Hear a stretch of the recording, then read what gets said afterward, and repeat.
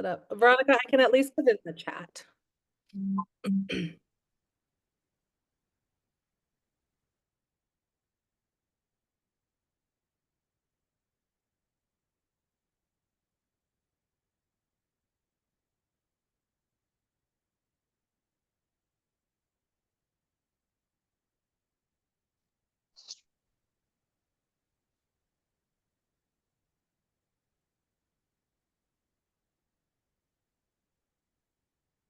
Hi. Welcome, everyone. We'll let folks get settled. We'll start here in just one moment, but I see people are still trickling in. Thanks for joining us this afternoon.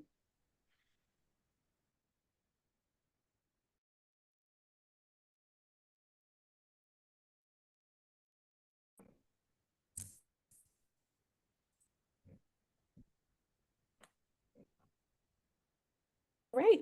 We're going to kick off so that we don't get behind and that we stick to our time goals today. We know everyone's really busy, and so thank you again for joining us. This is the New Mexico Grown Buyer Producer meeting. We'll be talking about program updates as we move forward into a new fiscal year of purchasing and celebrate a little bit of what we've been up to this year. So my name's Elena Paisano. I'm the Approved Supplier Program Director with the New Mexico Farmers Marketing Association. So I'm a shepherd for the producer side of our equation and helping to ensure that people are employing food safety practices on farm and that that's translating to high levels of buyer satisfaction and ultimately more kids, more seniors, more community members getting awesome food on the plate. So we're gonna today we're gonna move through with a number of different Yeah, speakers. I'm just I'm gonna give on, you but the I lay of the can't land. hear anything. We're also gonna ask folks, thanks, Dora, to mute yourselves or else someone will pop in and mute you as well, just so that we don't have too much interference. But what we're going to start with is a quick overview. And I just want to acknowledge again that we all are coming here from across the state in this shared community space to talk about the New Mexico Grown program with all of our different sort of vantage points and positions in the food system, and just acknowledging and expressing gratitude for each and every one of you. I know you're taking time out of your day right now to be here. So thank you for that. Let me pull up our slide deck. And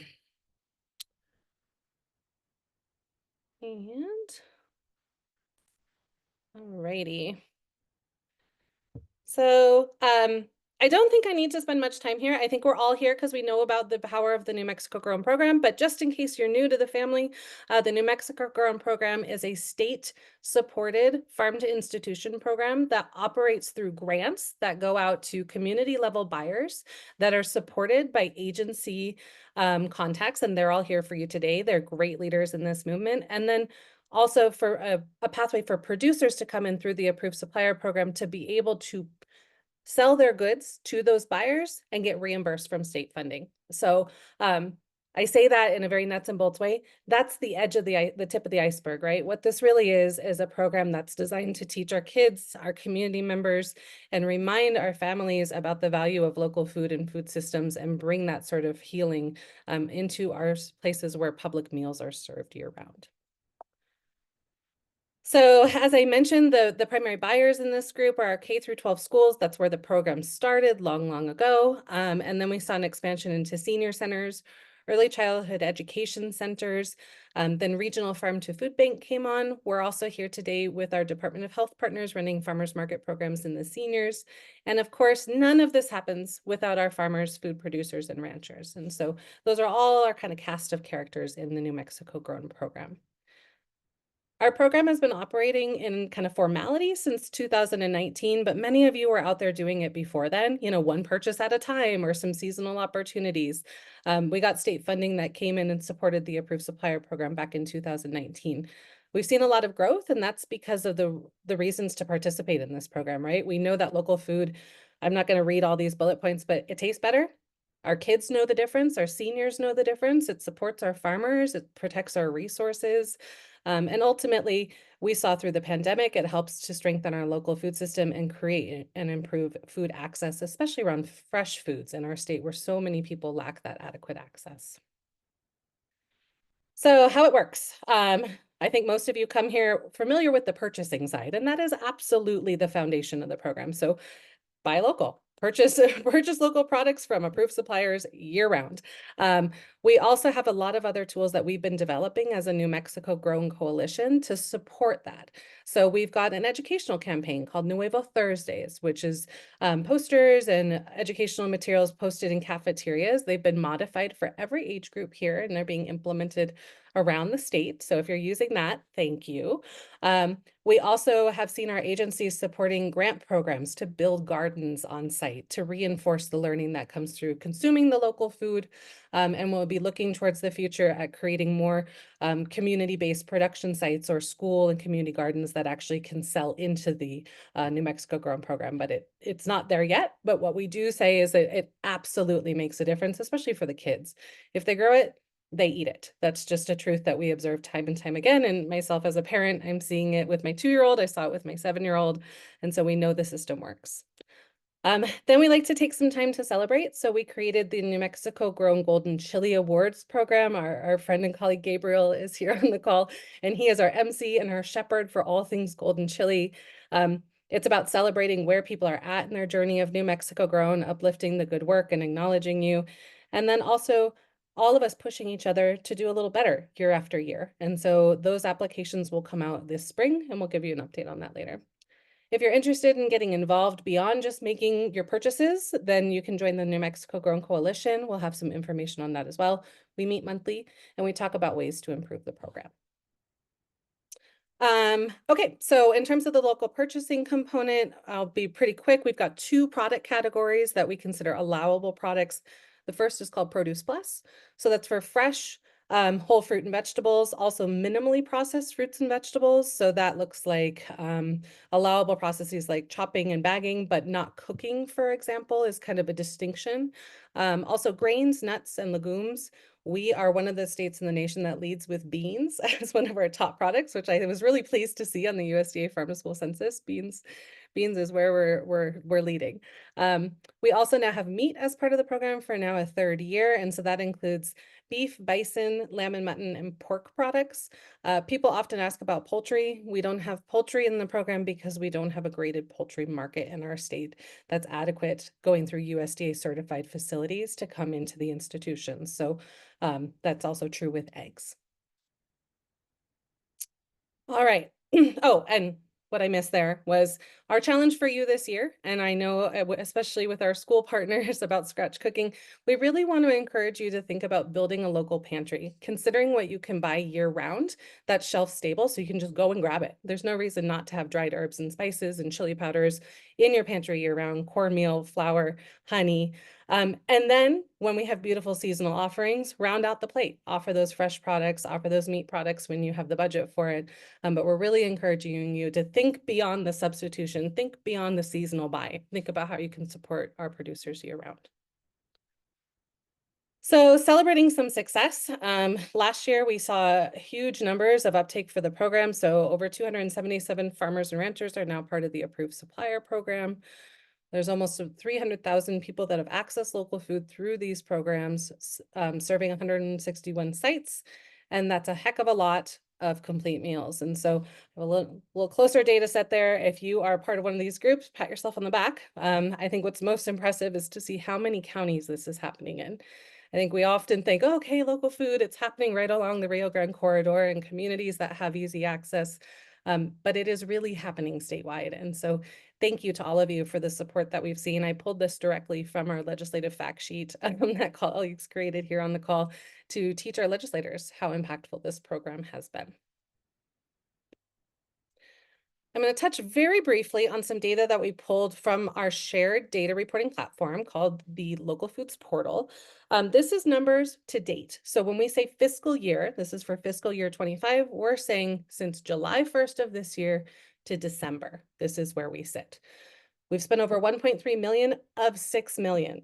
Now, I want to also say we're missing a little data. So my best assumption is that we're about a third of the way there. So in other words, buyers, We got a long way to go. Get ready for spring. Let's do some purchasing. Let's start talking to growers. This is hopefully a moment to branch out. Another thing to notice here is that fruits and vegetables remain the priority of the program, which is our goal, right? It's about increasing that food access. We also see that there's quite a bit of meat purchasing activity, and then legume, I'll say that's primarily pinto beans. And I think the trick there is that sometimes they get added as vegetables and sometimes as legumes. And so we don't always see an accurate report.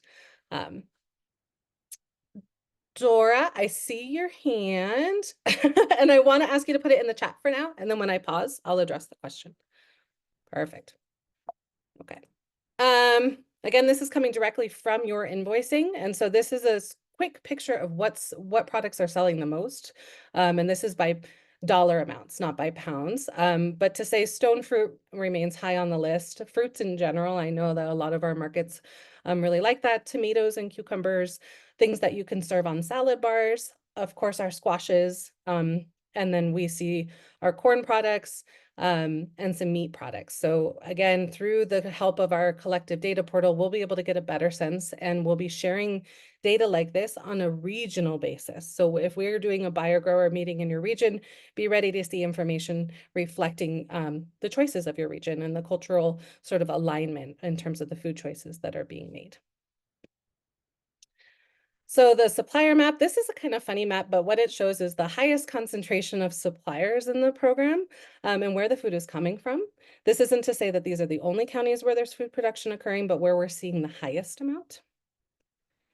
And then on the counter, there's the buyers. So it really gives us a little bit of a picture of how food is moving through our state. And what I see when I look at this is areas that we have work to do to strengthen our partnerships and make sure that we're getting to those counties that are being underreached. Okay, I'm going to pause for a moment, and then I'm going to go into the list. But I want to ask anyone, Scott, I think you were keeping an eye on chat, or anyone else, did we see any questions in chat that need to be elevated? Yeah, I'll relay the question from Dora Rivero, who asks, we saw that dairy was one of the NM grown items. Where would we purchase NM grown dairy? So hopefully you can speak on that for Miss Dora. Thank you. I can, and I'm sorry, the image has dairy, but dairy is not allowable with the NM grown purchasing, and there's two reasons for that. Number one, stay with me here. It's going to get a little geeky, but dairy is a fluid product as it is transported. It's very hard to ensure that a fluid product that is batched together has a clear source. So we need to ensure it comes from New Mexico and doesn't get mixed with milk from Oklahoma or Texas or Arizona, which is often the case when it goes to get pasteurized. So for those products, that's one reason. The other one is that many of our local dairy products that are being produced are smaller scale and aren't always pasteurized and aren't meeting kind of the spec around wholesale. That being said, if people have leads on that, opinions on that, we are an open door and we're happy to have those conversations. But dairy is also already highly subsidized by the federal government when it comes into meal programs serving particularly youth in ECECD and PED environments. And so we wanted to protect this pool of money for fresh produce. Okay. I'm going to touch on the list. So the reason I'm talking about the list, if you're new to the program, the list will become your best friend in the new year. We migrated the list over to our website, newmexicogrown.org. So if you're out there and you want to take a look at it as we're talking right now, this is just a screenshot. But there's two functions within the list. So the first is the approved supplier vendor list. So that's all of our farmers, ranchers, and food producers. Along the top here, I don't think you can see my cursor, but along the top, there are tabs. They're kind of easy to miss. So I really want to point that out, that if you're looking for a particular farm and you're in the Produce Plus category and you're not seeing them, make sure that they're a farm, not a food hub. For example, they might be listed as a food hub. Meat producers as well. And then another great function that we built in this year is the ability to search. So there's the search bar up there in the right-hand corner. If you know the farmer's last name or even their first name, it will isolate the list for you and you'll be like, oh, that's the one, and you'll be able to find them. So I find that really helpful. You can also filter by county if you want to stick close to home. And then we've embedded their social media information. So producers that are out there on the line, the more marketing materials you share with us, the more we can populate this list to be a better marketing tool for you. So that's an invitation this year. The grantee list is the other one that I don't have a picture up in front of you, but it shows all of our buyers. And again, there's tabs across the top representing each one of our buyer sites. And so similarly, you can search by name or municipality. If you're like, I wonder who's in my county. If you're a farmer trying to figure out who to call, you can now call and it will isolate that. So you can go down the line closest to home if that's what works for you. We also have an allowable product list that's been mentioned here, and that is also listed on the website in the same space. So the idea is kind of one-stop shop. Come and check out the lists. And the third one is the allowable product list. As you are reviewing the allowable product list, two things to keep in mind. One, what is on there is what is allowed to be reimbursed. Two, if there's something that you're buying that is not on there, reach out to us. There's two reasons why that might be happening. One, it might not in fact be produced in New Mexico at very much frequency or at all. Sometimes there's confusion about product being imported or like it's offered through some of our partners in addition to New Mexico grown products. So for example, citrus, we do not produce high volumes of citrus in this state that you would be able to purchase for this type of program. A lot of the berries, there's small amounts in certain areas of the state, but you're not going to get huge quantities of like blueberries, for example. And if there's a farmer on the line that's growing blueberries, please let me know because you are magic. But there's just certain things we cannot do. And so the allowable product list is a good place for buyers to check, and then growers, check it out. If you're planning on putting something in the ground and you don't see it there, shoot me an email and we'll add it to it. So it is a collective list. All right. I did it. I met my time mark. So now I'm going to hand it over to our buyers. Each one of our buyers programs operate slightly differently, but we do share this unified system. And so we're going to give them an opportunity to introduce themselves, share some information about their program and why it might be a good fit for you as a producer. So we're going to start off with Veronica. Welcome. Hello, and thank you guys for allowing me to be here today. For those of you who do not know who I am, I'm Veronica Grego, and I am the Farmers Market Nutrition Program Manager through New Mexico Department of Health, and we are directly under the WIC program. And we serve our seniors and elders as well as our WIC participants who are on the WIC program. And I'm here today to kind of talk to our farmers who may or may not be on ASP and what our program is currently doing. So many of you may already know what our program is, but for those of you who do not, we did share our link in the inside the chat, and I believe Elena was going to open that up. And that information there has been totally updated and revamped, which will give you more information of what our program is, how to process our transactions, as well as how to sign up with us. So we currently work very closely with local farmers and food hubs and our farmers markets throughout New Mexico. And what we do is we work with them to be able to do individual sales to our participants. The other one is we also do food boxes. So currently we are working with Frontier Food Hub and Agricultura, and for food boxes, and we purchase those boxes for areas that are in rural areas of New Mexico to be able to provide to our seniors or our WIC participants who cannot attend a market, farm stand, roadside stand because of the areas that they're in or because of transportation issues, disability issues, whatever it may be. So this is how our program goes above and beyond for our participants in New Mexico. Not only that, we also work very closely with the governor's office for her cabinet and her community events. And they do ask us to purchase fresh local produce boxes because they have loved what they look like and what we provide to our participants. We do also, like I mentioned, our WIC participants. We have a lot of areas, especially our Lordsburg, Lovington, Hatch, Deming. I can go on in these areas where we don't have farmers markets or even farmers on our program who can provide to our participants.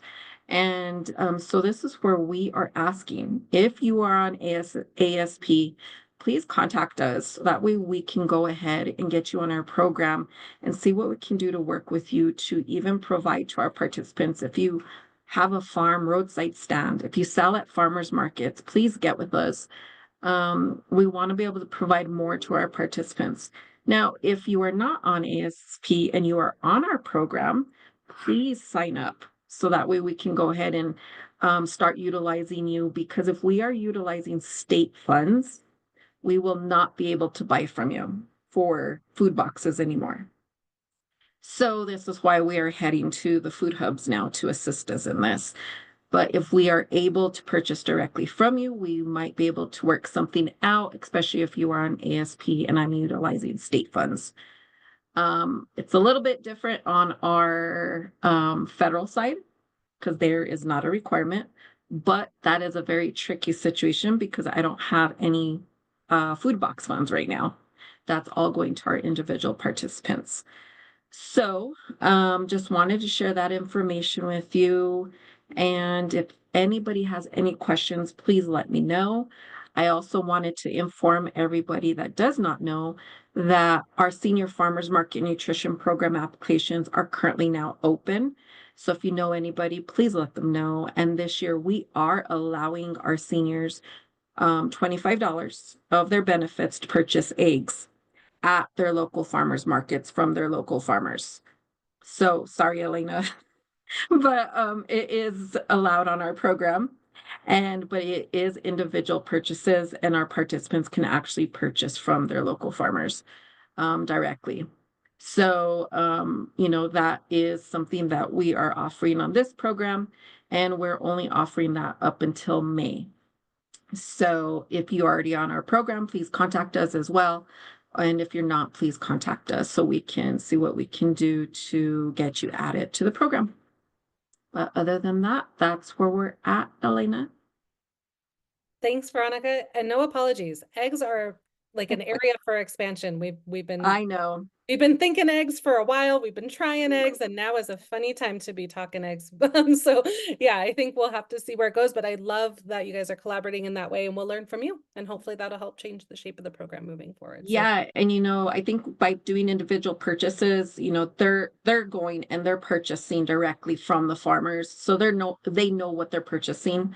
right. And so that is on them. So I'm just hoping that we can go ahead and get as many additional farmers on the program, because right now I believe we only have, let me just count.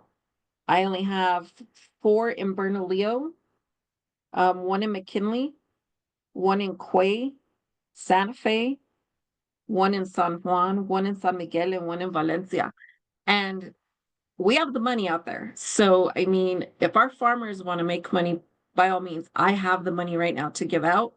And our seniors are willing and ready. We just opened our applications on Saturday, and we're actually probably already over 2,000 applications, and we're issuing out that money. So by all means, it's there for you. So please reach out to us. My email's inside the link or the chat. Reach out to us off of our link on the Farmers Market program. And I don't know if that is the correct link that they put, because I think we switched. Yeah, that is the correct link. But by all means, please look in the area. At the bottom, it's going to say market and vendor resources.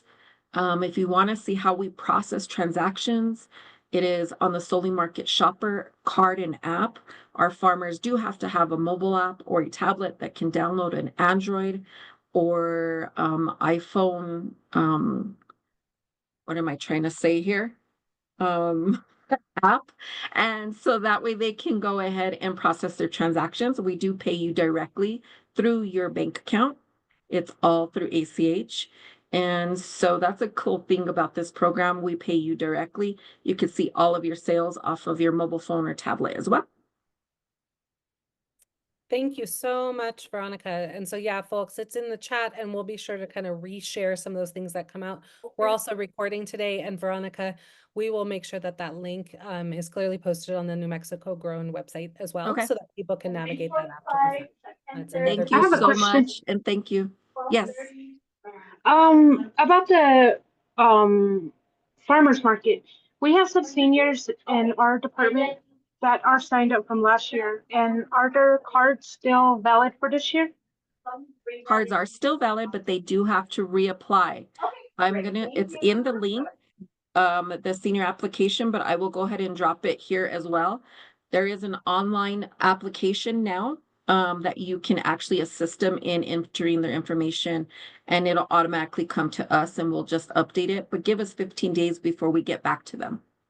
Okay, and would it be better for them to apply online or the paper? Because most of our seniors prefer doing the paper. You can print out the paper, it's on the website, or you can assist them in doing the online one. If they want to do it, they can do it, but just remember, it is first come, first serve, even though they have a card.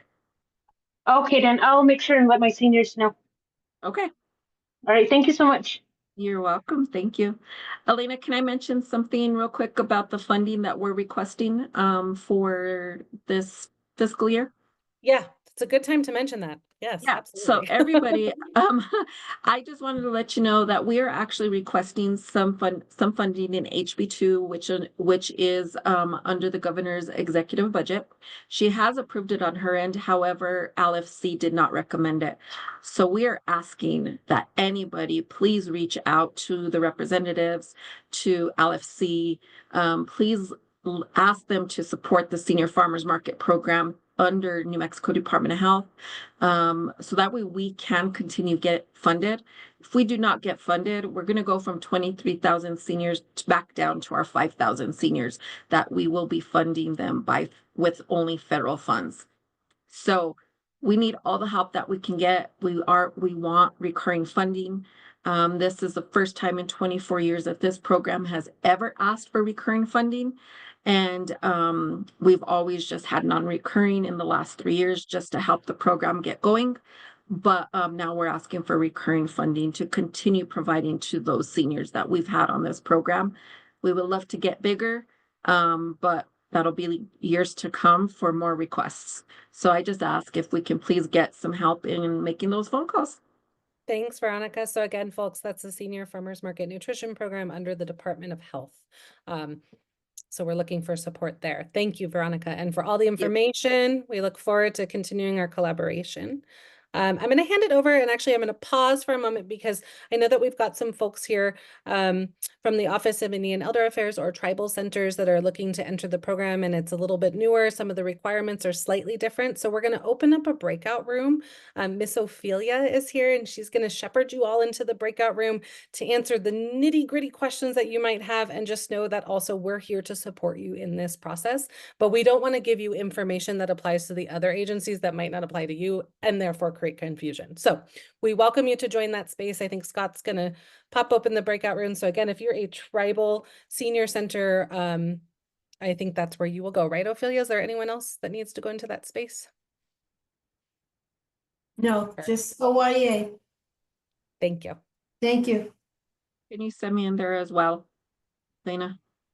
Thanks, Yeah, Veronica. you'll be able to join when it opens up. Scott's just working on that right now. Are we ready? We're ready. All right. So anyone who wants to join that room, you should get a prompt to do so now. And the rest, you can just stay here in the general session with the rest of us. Thanks, everybody. All right, so now we're going to hear from Aaron Moore with the Public Education Department. As a reminder, they serve our K through 12 schools. And so Aaron will talk a little bit about the program moving forward this year. Sure. Thanks, Elena. Nice to see so many farmers here and a few schools and everyone else. I made some slides. I probably made too many slides for this presentation, but I'll try and roll through them pretty quick. Here we go. All right. Cool. Healthy Universal School Meals and New Mexico Grown. We passed the Healthy Universal School Meals Act and finalized the rule this year. And one of the points I want to get across is that the New Mexico Grown program for schools is a great way to meet the requirements of the Healthy Universal School Meals program. All the fruits, vegetables, meats, etc., that you purchase through the New Mexico Grown program will end up being appropriate for Healthy Universal School Meals and scratch cooking and help with waste reduction and all the different parts that are Healthy Universal Meals align. So to not think of these as two separate programs, but really to think of how they support each other. We see that just in how USDA classifies and identifies and defines healthy food, which is what this slide says. Locally sourced, culturally appropriate is right on the wheel of healthy food from USDA, along with minimally processed and freshly prepared, scratch and speed scratch cooked. The USDA recognizes the same thing that we recognize here, that farm to school is a great way to support healthy universal meals. This is our Healthy Universal School Meals program, providing free meals to all students in K through 12, including freshly prepared, using locally grown, reducing food waste, and incorporating student and family voice, and as well as cultural relevancy. Elena touched on some of this already, so I won't really go into it, but the New Mexico Grown Coalition happens once a month. Nuevo Thursdays encourages schools to try and use local products to cook something new, incorporate something new into their menus at whatever level that you feel comfortable with, whether it's once a month, once a season, or once a week. If you're able to incorporate cucumbers and squash or watermelons once a week and highlight them, promote them at the same time as something new that you're trying, then you've met the goals of the Nuevo Thursday program. And we here at the Public Education Department have some materials, posters, stickers, other materials to help facilitate that promotion and accomplish the goals of that program. So get in touch with me. I'm happy to. Whenever we go to a school site to do a training, we always bring those materials. But if we haven't made it to your school sites, please get in touch with me and we can figure out a way to get these materials over to you. We have some great posters that you can use a dry erase marker on and write what you're trying new within that program. A couple things Elena didn't mention is the New Mexico Grown Month in October is when we try and celebrate all the success that we've had in the program and celebrate the farmers who are participating. So we can work with you during that time, but we also encourage you at the schools to take the lead in that and to put up posters, talk to your students about what you're purchasing locally, invite the farmers in during that month, etc. But if you do need help, please reach out. I'm happy to assist. And then Healthy Kids, Healthy Communities is our partner at the DOH, the Department of Health, and they really help with taste tests in the counties that they're in, etc. They're a great resource. They have a YouTube page with some recipes and things like that as well.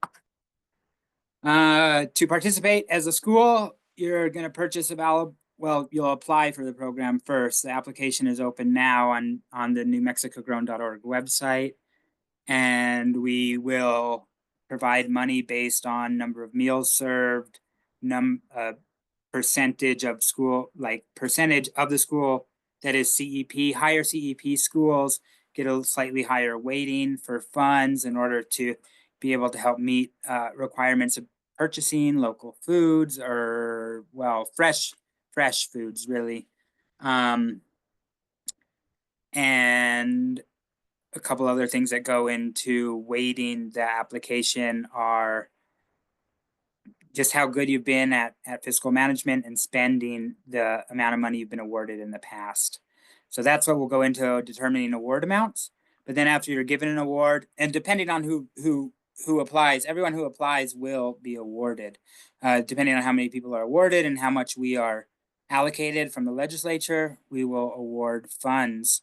And it's been anywhere from close to 4 million to close to 2 million last year, going out to all the different districts that apply. Then purchase products from the approved supplier list, get invoices, which I'll talk about in a minute, but I'll go over that quickly because we'll talk about it a little more in depth soon. And then please submit those RFRs in the OBMS system monthly. And if you haven't gotten set up in the OBS system, we can do that. But I mean, if you're a school district, I'm sure you have been set up in that for other funds. But this will be a new fund within the OBMS system, the New Mexico Grown Fund. As a producer, to become a vendor at the schools, it generally involves filling out a W-9, the same way you become vendors at other places. So it can take a little time, but it's not really difficult in terms of any more difficult than becoming vendor anywhere else. Okay, invoice examples that I have quickly. This is an invoice that we like to see is good. It has a street address for the farm. One thing we really like to see on this address is that it was signed by the people who picked up the produce at the school. Monica Quintana picked up the food and then wrote down the date that she accepted the delivery. This is another invoice that's very good. It has the amount of cases ordered, pounds per case, etc. But one thing that we are paying attention to now is things like organic certification. If there's not actually a valid organic certification, I can't approve invoices that claim organic certification and things like this. So just make sure that your invoice software and things are up to date in terms of what you're providing with us, so that I can approve all those invoices quickly and get reimbursements to the schools. Here is an invoice from another one of our great producers, just like Rancho de Santa Fe is really good producer, but it includes a PO box as opposed to a street address for the farm. It doesn't have an invoice number, and there's no FSIS or USDA processing number for the meat that's sold. So those are the kind of things I would send that back to get updated. Okay, I'll go over some of this quickly, but maximizing participation as a school with the New Mexico Grown program is, you can sub in local products where possible. If you have a box of squash and you're cooking calabacitas, one of those boxes could be local. If you can have, every week, 1 or 2 boxes of produce that are local. They don't all, if you're cooking calabacitas, it all gets cooked. You don't have to use all squash from one farm or local sources. You can use that one box of local squash that you have mixed in with the other squashes. Make relationships with suppliers. The more you work with certain ranchers and certain farmers, you're going to develop relationships where they will be in contact with you and work with you. Stay in touch with me at PED if you're having any troubles. We can help, and we are in the final stages of finalizing a guidance document that has some more resources that can help as well. Also, again, try and submit invoices monthly. That really helps us to not get backlogged at the end, inputting data into the food portal and things like this. It just makes it a lot easier. Also, we want to make sure that all of the money is spent, and we will reallocate funds. If you're not able to spend them, we'll also work with you to help spend those funds if you're having difficulty. But we do want to make sure that all the money the legislature allocates is spent. So if you are able to submit monthly, we know where we're at, and then we can move things around towards the end of the season to make sure that folks who would be able to use that money are able to use that money. If you want to go beyond, working with the culinary department or the agricultural department at your school to connect the farm to school programming, the school gardening that's happening with this program is always encouraged, depending on your time and availability and your ability to do that. Always encouraged to go further. Look out for regional buyer producer events, and we do online ones. For example, on the 27th, we will be having a North Central buyer producer event. That's just a virtual one, but from that will look at buyers and producers from Santa Fe all the way to Cuesta along that corridor. A chance to get together in a smaller group and connect with those school buyers, the senior center buyers, and the producers who are in that region. So if you need an invite to that, let me know if you haven't received one already. And keep an eye out for ones that happen around the state like that.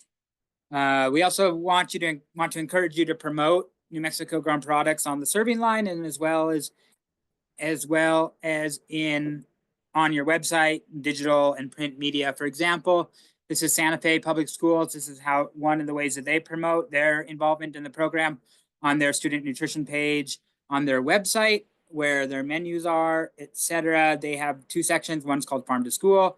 The other is called Santa Fe Seasons.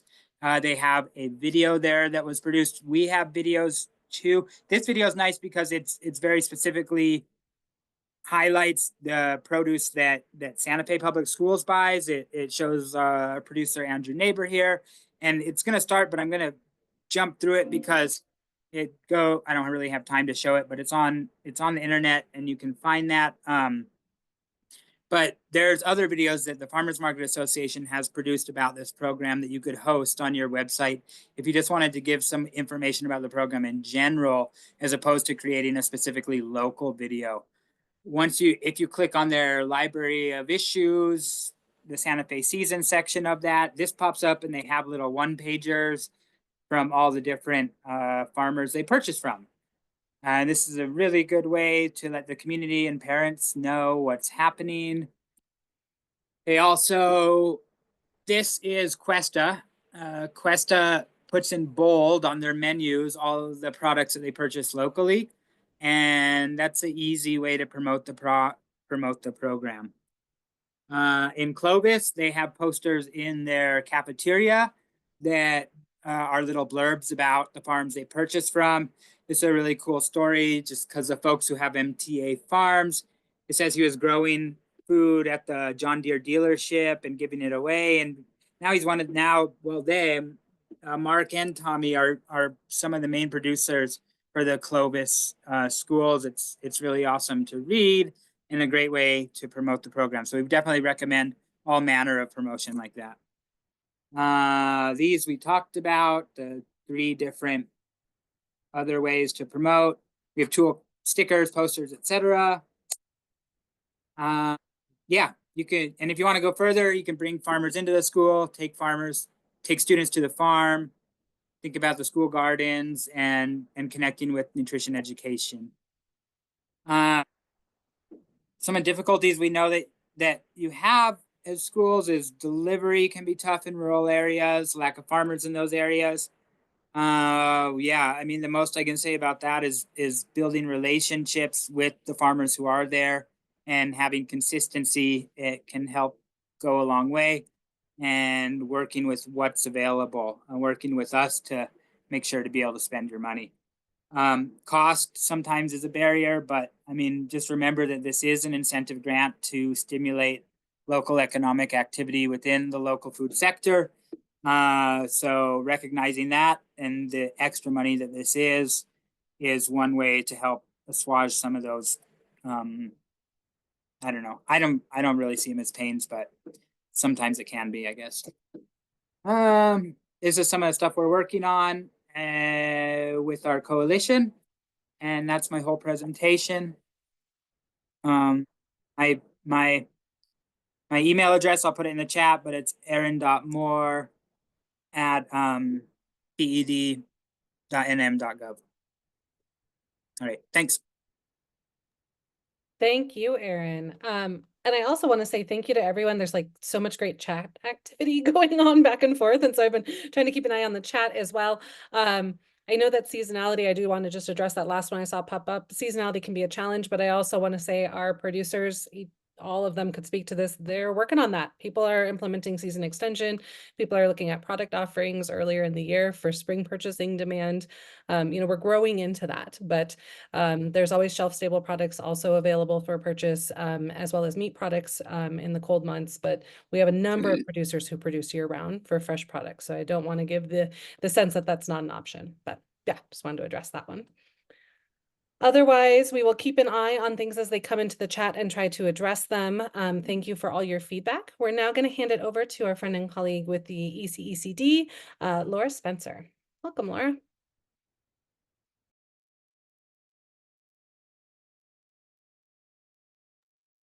Thank you, Elena. I'm sorry you caught me in the middle of responding to a chat message, so multitasking constantly. Let me go ahead and share our slides for ECECD. And thanks to all of you who spoke prior and shared some same information that I was going to go over as far as the New Mexico Grown program, how it works. Obviously, as we know, it's a local food procurement program serving multiple institutions around our state, including ECECD, which is the institution that I'm here to represent for child and adult care food program sponsors that are participating. Anybody that participates currently in the Child and Adult Care Food Program that is a center-based program is eligible. This includes child care centers, pre-K programs, Head Starts and early Head Starts, adult daycare facilities, at-risk after-school programs, out-of-school time network facilities, and emergency shelters. And the great news is that for FY26, we're working to pilot a way to extend NM Grown funds to home-based childcare providers as well. So watch this space. As was mentioned before, there are so many benefits in participating in this program, including that the quality, freshness, flavor, and just overall meal quality is improved greatly when programs participate. So we highly encourage all of our ECEs to consider applying. We do still have FY25 funds available. As was mentioned earlier, and thanks Elena for going through the allowable products that you can purchase through NM Grown. They're things like vegetables and fruit, herbs, honey, grains and flours, traditional foods, including hominy, blue corn mush, chicos, chili, of course, beans, legumes, nuts, seeds, and beef, pork, bison, lamb, and mutton only as animal proteins. No poultry or eggs or dairy at this time is allowed, as we discussed. And note that a maximum of 40% of your award must be spent on meat products. No more than that. The remaining 60% is to be spent on produce. Also note that things that are not used for comestible food products, non-culinary foods such as edible flowers or teas, or foods for medicinal or decorative or non-culinary use are not permitted for purchase with these funds. As was also mentioned before, you can access the approved products lists and also the approved supplier list from the NewMexicoGrown.org website. And it's a drop-down menu, ASP, that you'll find here. Elena already went over the function of this. There are tabs, as she mentioned, for different types of growers, as well as food hubs and distributors. And I, like Elena, really love the fact that you can sort and search by county, by name, etc. Makes it easy to find a grower to work with. Likewise, the allowable products list is continually updated. As Elena mentioned, if you don't see something on here that you know is New Mexico Grown from one of our local approved growers, then get in touch with us and we'll make sure that we update it. So the process for ECEs is just to apply, to decide what local foods you want to buy, how you're going to use them in your meals, or possibly maybe nutrition education activities, what things are available locally and seasonally or can be delivered to you from the supplier, to determine how much of it you'll need. And I do want to put a plug in here for my colleague Brianna Castillo's CACFP Nutrition 101 and 102 classes. If you're not really sure how to calculate the total amount that you're going to need for the participants in your CACFP program, Brianna's here to help. We offer classes twice a month to figure out meal production. And so again, we need that you purchase from approved vendors only, utilizing those tools, the approved supplier list and allowable products list. And again, you'll be able to spend every year starting July 1st through May 31st, once you receive an award letter. Contact then a local farmer, rancher, or food hub to order, pay that approved supplier, receive your products, cook the foods, and then, as Erin mentioned, please monthly invoice us with a receipt showing proof of payment and our purchase log so that we can process your reimbursement in a timely manner. We only have until May 31st to spend these funds, and May 31st is also the deadline to submit your purchase log, which you see on the screen, with your receipts. Any expenditures after May 31st will not be reimbursed.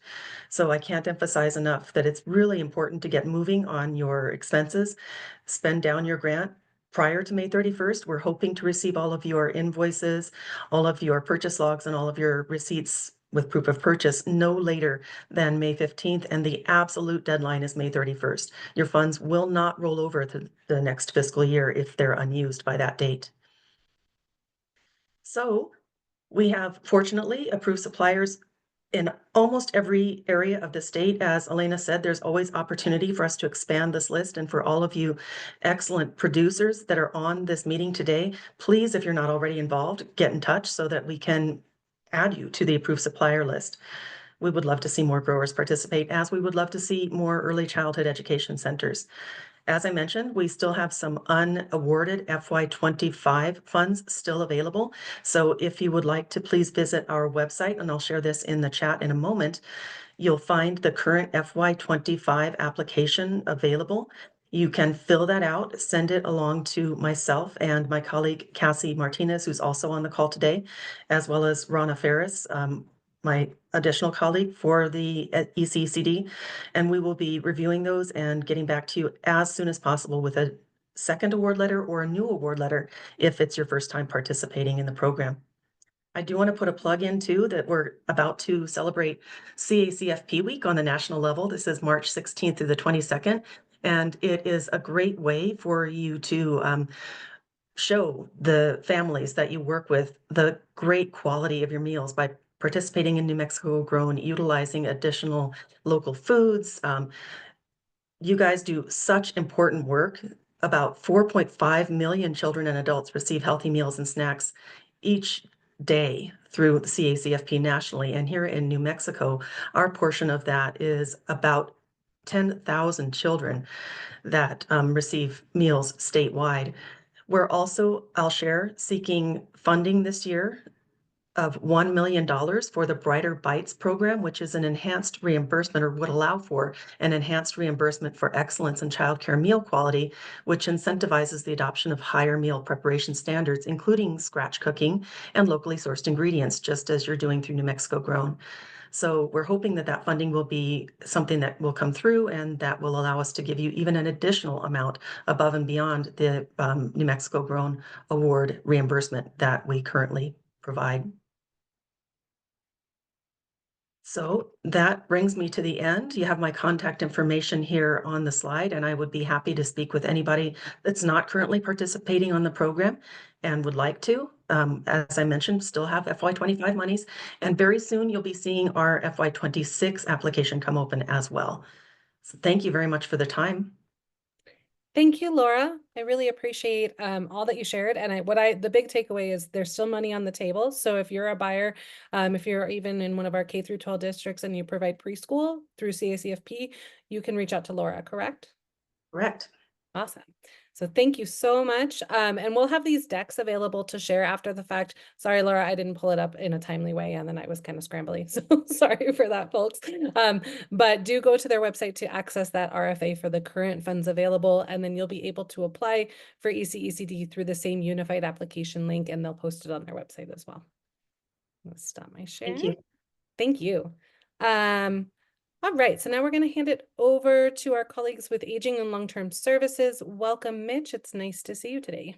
Hey, great to see everyone. I just want to say I've been with New Mexico Grown since its inception, and to see the growth and to see so many old friends and acquaintances and growers and ranchers and across the board, it's so amazing. So thank you for being here. I'm Mitch. I'm now with Aging and Long Term. I used to be with Healthy Kids, Healthy Communities, where I did so much work with New Mexico Grown. Just a few updates with Aging and Long Term with our senior centers. We are actually now in 177 centers across the state. That's tribal and non-tribal. So that is a really cool thing where Ophelia, my great coworker who built this program on the senior center side, her goal is to get to 200 in FY26. Applications, as everyone has been saying, are open now. So please make sure you go apply. The way that we allocate funding on our side is through meal counts. So we take each site into consideration, each provider into consideration. We're also developing a toolkit that we're hoping to have out for FY26 that'll take you through all of the great invoicing processes like Aaron showed you, all of the great billing and different things of that nature. So once you're onboarded and we get you through the toolkit, we'll give you that training to move through there. So that's all I have, I think, Elena. I want to make it short and sweet. I'm just so excited to see everyone. And we're doing beautiful work in New Mexico. So thank you very much, everyone, for being here today. Thanks, Mitch, and welcome to your first buyer grower as a member of Aging and Long-Term Services. We're thrilled that you're part of the community. So Yeah, not my first meeting total, correct, no, but you've been as a doing them. member, You've yeah, been doing we've been behind the here. scenes stuff for a while. So been I here. remember Mitch and I were doing early work back with Shoshana Woodworth, who might be on the call, where we were kind of strong arming people still, right? We were like, hey, try this new thing. And it is beautiful to see this movement It is. now so many years later. So thank you. All right, I'm going to hand it over to my colleagues with the Regional Farm to Food Bank program. So we've got Meredith and Bonnie. They both support the program, one representing kind of the southern region and one the northern region. So I'll hand it to you all to talk about what's going on with Regional Farm to Food Bank. Awesome. Thanks, Lena. I'm Bonnie Murphy, and as Elena said, with two of us here, we'll get into kind of our roles and how we divide the state. I'm going to drop my information in the chat. So I'm here with Regional Farm to Food Bank, and my information can be seen here, phone, email, etc. So I am with the service areas of the Food Depot, the Food Bank of Eastern New Mexico, and 2 counties from Roadrunner Food Bank. We are not going to go with a PowerPoint today, so you can look at our website for a lot of this information. I'm also going to drop our website into the chat now, where you can learn lots of things about Regional Farm to Food Bank. And I'll pass it over to Meredith so she can introduce herself as well. Hi, everybody. Great to see so many familiar faces. My name is Meredith Lorenz, and I am also a procurement specialist with the food banks for the Regional Farm to Food Bank program. I just dropped my information in the chat. I work with Echo Food Bank that's located in Farmington, the community pantry, which is located in Gallup, and then basically the whole southern part of the state, which is part of Roadrunner's service area that we'll get into a little bit. We are also going to drop in our report that we just has been published. So this is really exciting, kind of encompassing some of the whole program, but also just in the past year, kind of what we've been able to accomplish. So that's there for everybody to view. So I'm just gonna do a little bit of the history of the program, nuts and bolts, and then we'll kind of move into the future as much as we can with the information that we have right now. So the history of our program, you know, we buy local food for food banks. We've been purchasing since January of 2023. So far, we have purchased over $3.4 million. And our program is the newest iteration of the NM Grown program. We are 100% federally funded. Our program was kind of created through COVID era programs with the American Rescue Plan. And yeah, we are the newest iteration of the NM Grown program. Because we're federally funded, we have some other project partners. New Mexico Department of Agriculture is our fiscal agent. NMFMA, of course, is a huge part of the success of our program, and the Governor's Food Initiative, all really valuable program partners.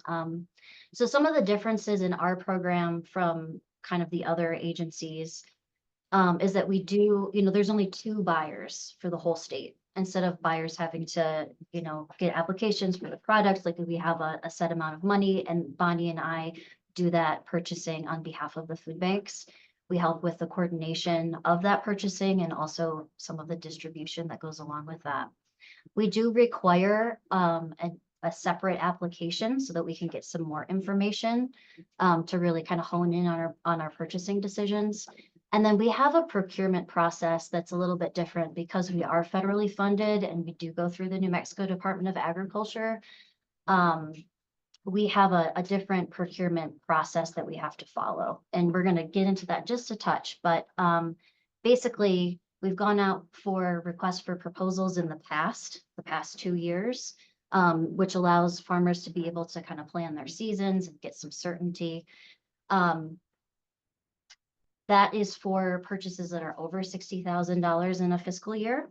We're also able to work more informally through some MOU style agreements, and also just some informal purchasing, like you got product, we find a match, we're able to do that if it doesn't go above a certain threshold. So that's kind of how we've functioned in the past. Just to note about food banks in the state, so there's 5 of them, like we had kind of talked about previously. you know, our program, the Food Depot is the lead on this program. They hold the contract for this cooperative agreement. And so that's why a lot of you on this call know that you have to put, you know, bill to the Food Depot, deliver to somewhere else, right? Doesn't, even if it's a bill to, that doesn't mean it's going to be distributed to that location. So I just want to emphasize that this program is for all 33 counties in the state. Since inception, we have been able to distribute to all 33 counties through the entire food bank network, which really relies on over 500 partner agencies throughout the state for distributions. They're really, you know, their superpower is that they have these places that are already there in sometimes in areas where there aren't even grocery stores to be able to distribute food. And, you know, as the Regional Farm to Food Bank program, we really try to focus on those areas.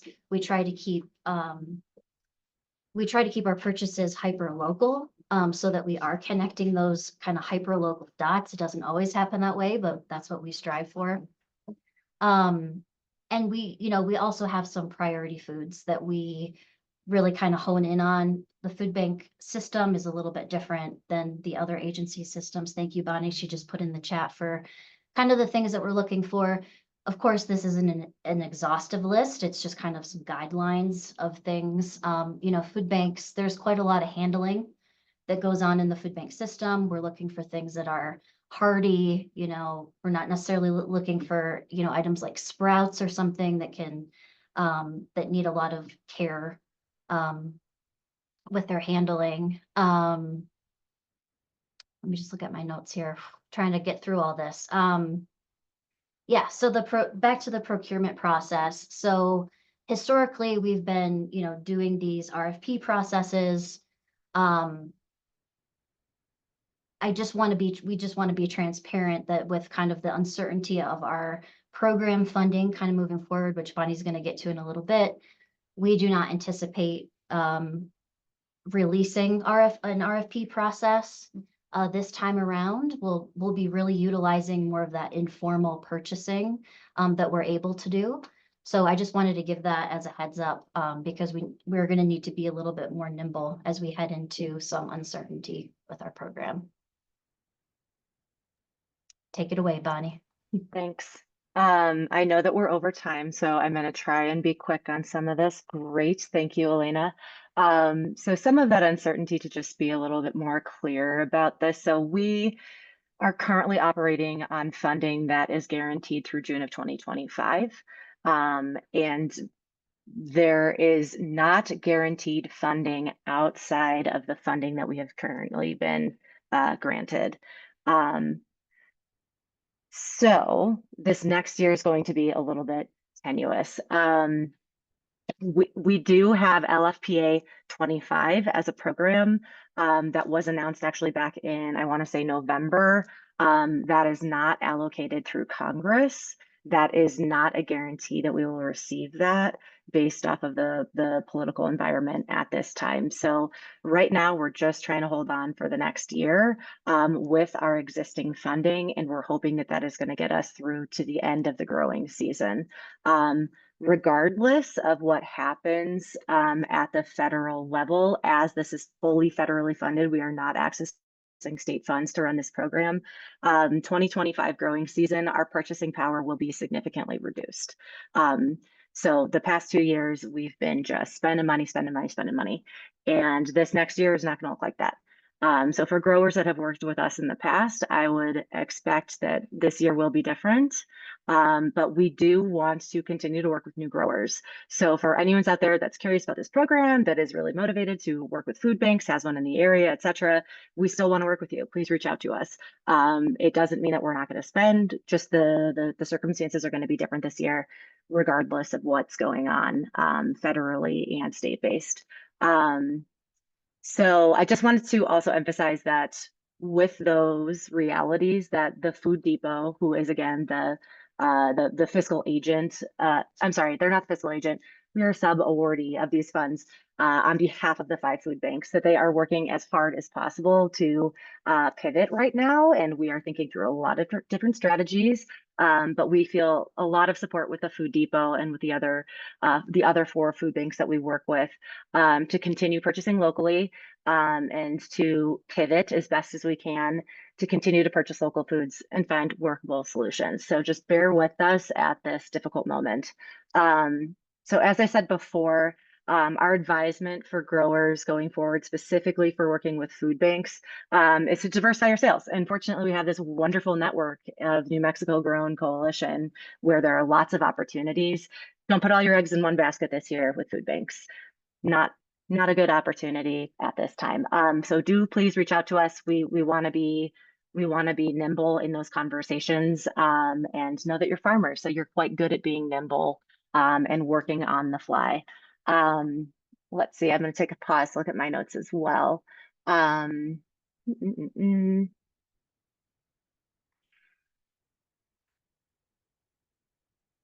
Of course, we're going to communicate this as best as we can in real time as we're developing a coherent strategy. So if you want to reach out to us, please do contact myself or Meredith. Again, our information is in the chat. I'm also going to put in another email in the chat. Reach out to us and let us know that you want to be added to our mailing list. That will be the best way for us to do broad-based communications if we do, in fact, change to announce an RFP period or request for proposal period. Like we said earlier, we're not anticipating that that's going to be the strategy this year, but things could change. So with the reality that things could change, right now our strategy is to go in more of those informal purchases, which looks like informal MOUs and ad hoc kind of at-will purchasing. So there will still be opportunities if you're curious about what that might look like for some more of those informal purchasing sales opportunities. Just don't hesitate to reach out to us. I'm probably talking in circles now. Meredith, I'll pass it to you. That's it. Thanks, everybody. Thank you. We do look forward to working with you again this year and keeping this program thriving. Thank you both. And yeah, we will keep y'all updated as we know. Just know that this is this amazing team of folks over at Regional Farm to Food Bank is absolutely dedicated to ensuring that we have a great program to rely on this year. And so as partners in crime, the NMFMA will keep you all notified any step of the way when we have updates that we can all count on. So stay tuned. Alrighty, I'm going to transition us briefly into a little bit more information for producers, and then we're going to do a quick training on invoicing requirements and our food safety refresher training for producers. We do ask everybody to stay on the line. I feel like it's also helpful for our buyers to understand the practices that producers have to employ to be able to serve this market. And so I promise we'll be short and sweet and we'll end on time at 4, but ask you to stay with us if you can, and please keep throwing questions into the chat or resources that you have to share as well. So let me just pull up. Okay. So again, we love ASP. It is an opportunity for small producers to plug into institutional markets and helps to remove barriers.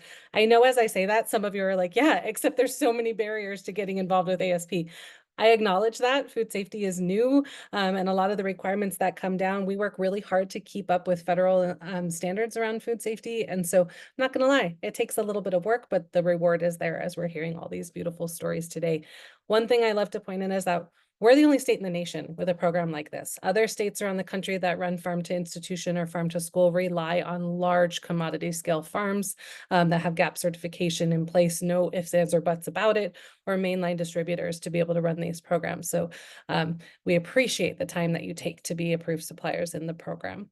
Again, why participate? 1, if you haven't gathered yet and you're newer to the program, it's required to access the state-supported New Mexico Grown program. 2, we work really hard to try to come to you and help you out in the ways that we can. We're always trying to improve. So we, again, appreciate your patience with us in creating this new system, honestly. So we like to put boots on the ground, reach out to us, and we can come out and meet with you, provide technical assistance.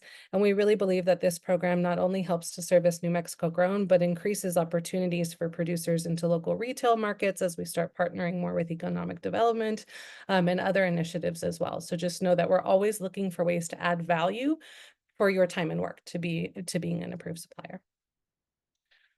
All right, so real quickly, the cycle has not changed. We've changed a lot of the window dressing for the approved supplier program recently, so we've moved everything online. Today, in fact, you should have, if you're a returning vendor, you should have received an email today with a personalized link that you can follow. If you didn't get it, go look right now. It's in your spam box or it's hiding somewhere. And if you really didn't get it, reach out to me or Scott or Kevin and we'll get it to you. But what that'll do is allow you to access your application with some of the fields pre-filled from last year that you had put in. Some fields you'll still need to complete every year because information changes, or it's about your product availability or your food safety practices. So it's not going to be a complete plug and play, but it should reduce your application time quite a bit. So again, returning vendors, you have a personal link. New vendors, or if you're interested in applying this year, you can go to the newmexicogrown.org website. I'm sure someone has dropped it in the chat or it will be in the chat. And you can click apply now. You'll select what type of vendor you are. If you have any questions about that, let us know, and you'll move through the process. So once we receive your application online, it literally triggers each and every one of us on the team. When it comes in, we'll be like, hey, we saw one come in from such and such farm. Then we assign it out to a desk review, and that is done through our food safety trainer network. So it's not just NMFMA staff, it's also extension agents and other nonprofit organizations and experts that support this process with us at the NMFMA. So you'll be assigned a reviewer. They'll probably give you a call or an email with some questions. When you submit your application, I have to go backwards. The one thing I want to make sure that is clear, an application is not complete without a couple things. If you're a Produce Plus vendor, it's got to have your farm risk assessment or food safety plan. And if you have questions about that, you can reach out to us. We will help you with that process. Part of the farm risk assessment is the farm map. There's a lot of information in there that means nothing if we can't put it into a visual like a map. So it can be a hand-drawn map or a computer map. Again, we have resources to support you with that. And then there's some relevant documentation, particularly for our meat producers. I'll dive into that later, but all those things need to be uploaded at the time of application in order to be assigned to a reviewer. So if you start an application and you're missing a bunch of docs, it's going to sit there till you come back or we call you and remind you and complete the application, and then we'll assign it out. Upon getting assigned, if you're a new vendor, we might ask and invite a site visit to your farm. That's the best way to get to know what your practices are and make sure that we're giving good advice and technical assistance for maintaining your status as an approved supplier. If you're operating on a farm that utilizes well water for post-harvest handling and production of some higher risk products, we're going to ask for a water test. Those are done annually. We have resources for those. And then we might ask for some logs if you do record keeping, because it might honestly be the shortest, fastest way to like get you to the answer. Someone's like, I have all these questions about your harvest process. You might just be like, hey, I got a log. Let's look at it and talk through it. So again, we're here for you. Then your application will be approved. Upon approval, you'll get an annual certificate. You must reapply every year. This is a cycle. It's not just you're on the list and you stay on the list forever. So you'll get an annual certificate. Some buyers may request that, so have it, keep it on hand. If you need it, you can reach out to us otherwise. And then you'll be published automatically on that vendor list that we have shown on the newmexicogrown.org website. And if for some reason there's any information there that you need to update at any point during the year, reach out to us and we will update that as well. And then the fourth step is engaging buyers and maintaining your status. So you're on the list. It doesn't mean that magically all your products is going to be sold. And buyers, same thing. It doesn't mean like magically producers are going to come to your door. It's a two-way street. So we ask you to engage with each other. As Erin mentioned, as I've mentioned, we do host regional buyer grower meetings that are in person so we can get together and build some relationships. And we also are happy to share information via the newmexicogrown.org website. Like if you've got a great video or something that you want to share and get out there, come to us. We want to help you with that marketing. And again, let us know of any changes on all sides of the equation. If something published there isn't accurate, reach out immediately and we will make sure that it's accurate. Our application cycle, it runs, we just opened applications today, as I mentioned, and those will be accepting them through October 31st. So all the way, all year, or if you find a friend that starts a farm and they want to get involved, they have till October 31st for the current fiscal year. We will then pause applications until next February. That gives us time to reset our applications, take a break, take a breather, give our desk auditors a moment to celebrate the holidays, all those pieces. I know, we have to pause at some point or else we're not able to do justice to our goal, which is always to try to get your application reviewed within a couple of months. And so we're trying to do better by that promise. So please get your application in as soon as possible. If you are reapplying, it'll just be a refresh and it'll keep your name on the list. If you fail to reapply, your name will be removed from the list on July 1st. So I do want to be clear about that. Oops, I'm gonna go back there for one moment. April 30th is our priority deadline. So if you are a new vendor or a returning vendor and you really, really, really want to make sure that your name is on the list for July 1st, then you need to reach out to us as soon as possible and get it in by April 30th. That's kind of the time where we have all hands on deck. And then again, we will accept them on a rolling basis coming through. It just might take a little bit longer, but our goal is always to do that as quickly as possible.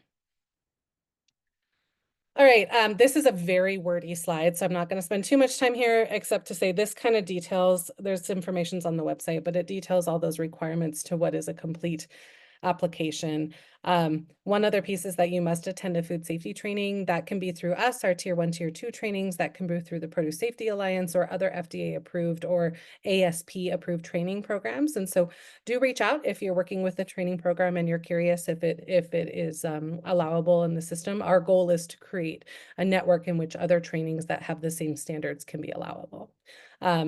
After that, regardless of the training program you attend, you will submit that farm risk assessment or your third-party certificate. So if you're sitting there and you're like, oh, I'm already GAP certified, I maintain that because I sell to other markets that need it, great. So you submit that to us. We might still ask you some questions so that we know more about your farm and how we can support marketing. But yeah, that's another option. Food hubs, we do require a food safety plan, and we ask you to pursue GAP certification within a few years of being part of the program. It's part of our sort of theory of change that you guys are critical agents out there in community, reducing risk and increasing market opportunities for producers and working with many of them. And so in that means you absorb a little bit more risk. And so we want to help you with that through GAP certification, and we can help to provide some technical assistance. Pricing and vendor requirements are determined by buyers. So buyers are ultimately going to be the ones to determine what feels like a fair price for the product. And if they have an extra requirement, like they need their beef wrapped in 20-pound packs instead of 5-pound, that's going to come from them, not us, to reinforce. And those are conversations you do need to have directly with your buyer. Same with invoicing, and we'll talk a little bit more about that in a moment.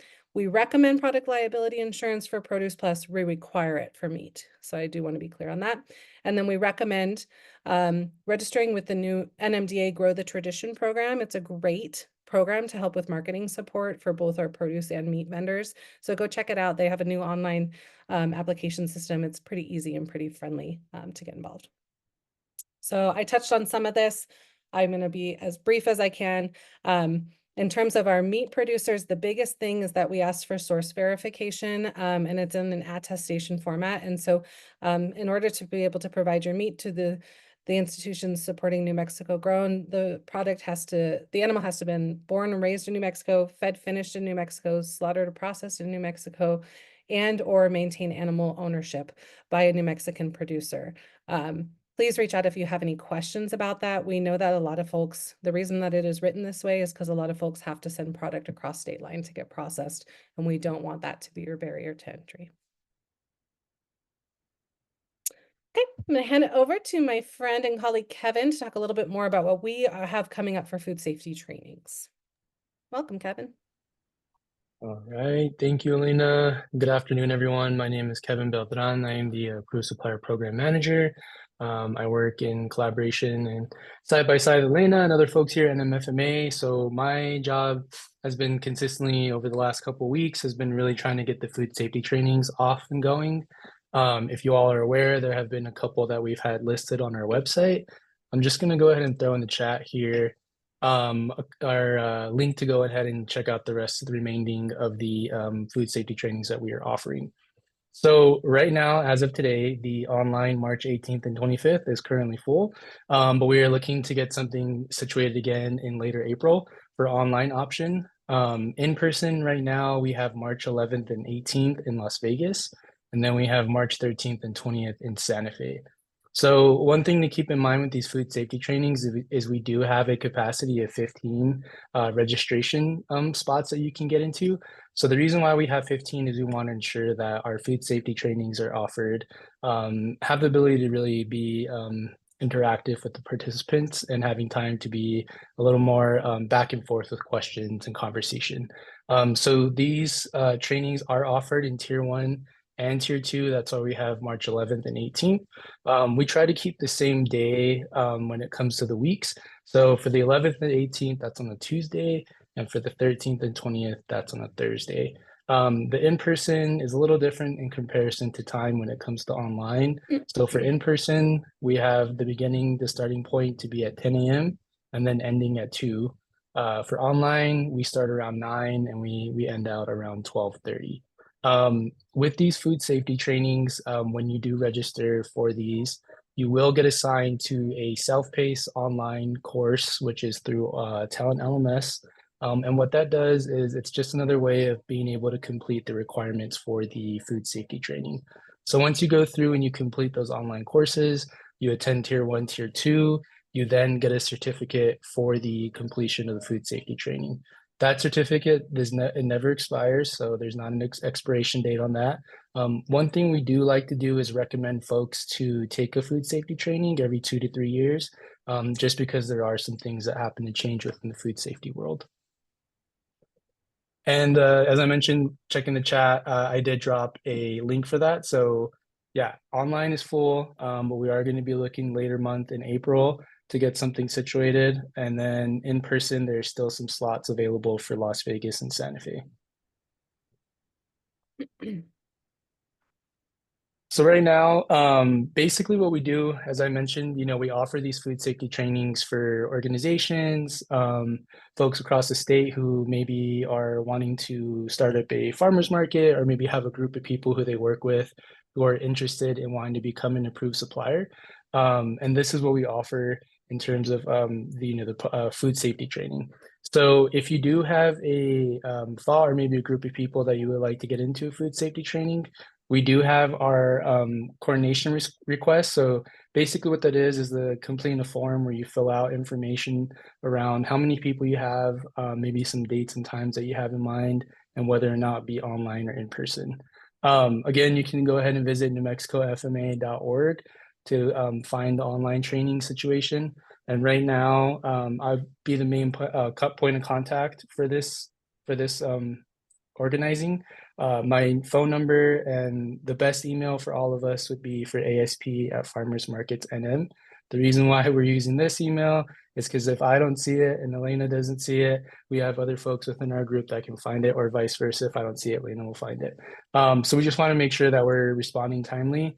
And yeah, as I mentioned, this is something that we're offering statewide. So if there's any places around your region or groups of folks that you have in mind that would like to get food safety training, feel free to reach out.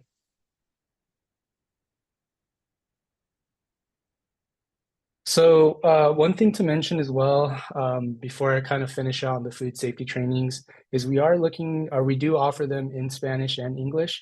So we have Spanish trainers who are able to host a full training in Spanish, and that could be online and in person. Farmers and producers can request training to be conducted on their farm.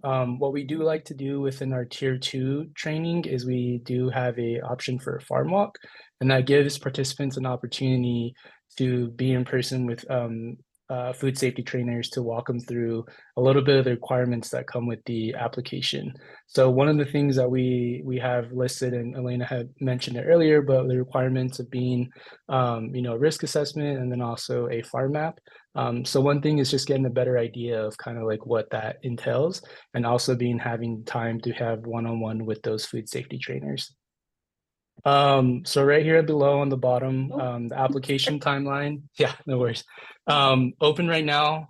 You got an email today, and that application review will then start in March.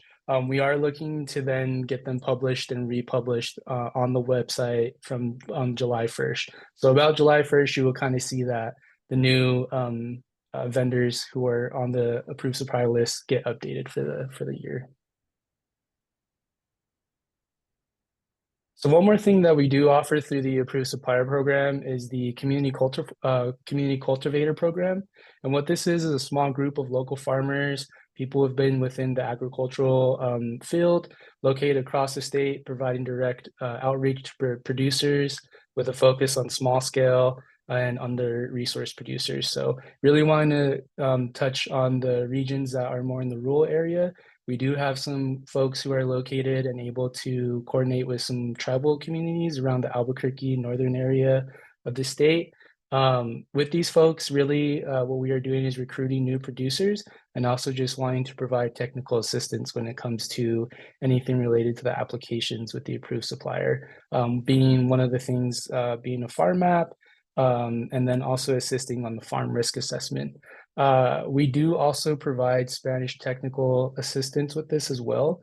So if that is a need or a request, feel free to let us know, or maybe in contact and conversation, we can get that figured out. But yeah, this is the cultivator program. We do have a couple of folks. I noticed them on the call or in the meeting. If you can introduce yourself, some of the cultivators.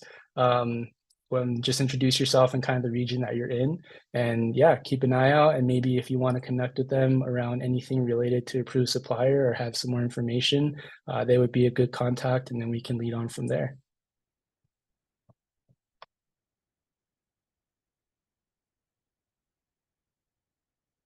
And that is what I got for the community cultivators. So I'm looking in the chat. Don't see a couple of them. We do have Micelio, who is on the line right now in the chat. Micelio is one of our lead cultivators and is a great contact. If you do have any questions around this program or just want to get more assistance, feel free to reach out to Micelio or myself, and we can get someone within your region to coordinate and get a little more face-to-face with some of the farmers. Thanks, Kevin. Appreciate it. Thanks, Micelio, for being here. All right, I'm going to move us along in the interest of maintaining our time commitment. But do reach out if you feel like you need some technical assistance with the process. The Community Cultivator Program is relatively new at the NMFMA, but it's our goal to be able to put boots on the ground around the state in a way that's culture aligned and helps people meet you where you're at through lived experience. So here's our contact information. Right now, this is our team. So there's myself, Kevin, and then our colleague Scott, who's been manning all things tech, and who, if you run into issues in your application process that are tech related, Scott is an excellent outreach. He's very quick to respond and is always really friendly and helpful. So just really want to give a lot of love to Scott for all the support you've been doing. And Kevin, as he mentioned, is currently our shepherd for all things food safety, as well as a number of other program areas. So do reach out. We're here for you. And you can also try the asp@farmersmarketsnm.org email, and we all get it. So we'll choose who responds to you. Alrighty, so I want to touch briefly on it. So each and every year, we observe the awesome strengths of the program and the areas where we have a little bit of work or challenges to do. And I have to be honest that one challenge that we've been seeing this year is around invoicing requirements. And so if you're a producer and you've received some feedback on invoicing, you know what I mean. If you're a buyer and you've looked at an invoice and been like, I think this hits the mark, and don't feel quite empowered to make that decision, you know what I mean. So we're here to demystify and set some expectations moving forward into this year. So I think Aaron or any of the other agency reps, if you want to tag team with me here, I was just going to move us through invoicing requirements. I want to be very clear. This is going to take place as a requirement starting fiscal year 26. So in other words, July 1st. If you submit an invoice that does not align with these requirements, you will get a phone call from your friendly agency rep asking you to please resubmit that invoice. And farmers, that means you'll get a call from a buyer asking for an invoice to be repeated, which is never great for anyone involved. So we want to be very clear. There is a sample invoice here. I apologize, it's a bit grainy. We will post this on the New Mexico Grown website as well. And we will have it so that it's a fillable form for y'all.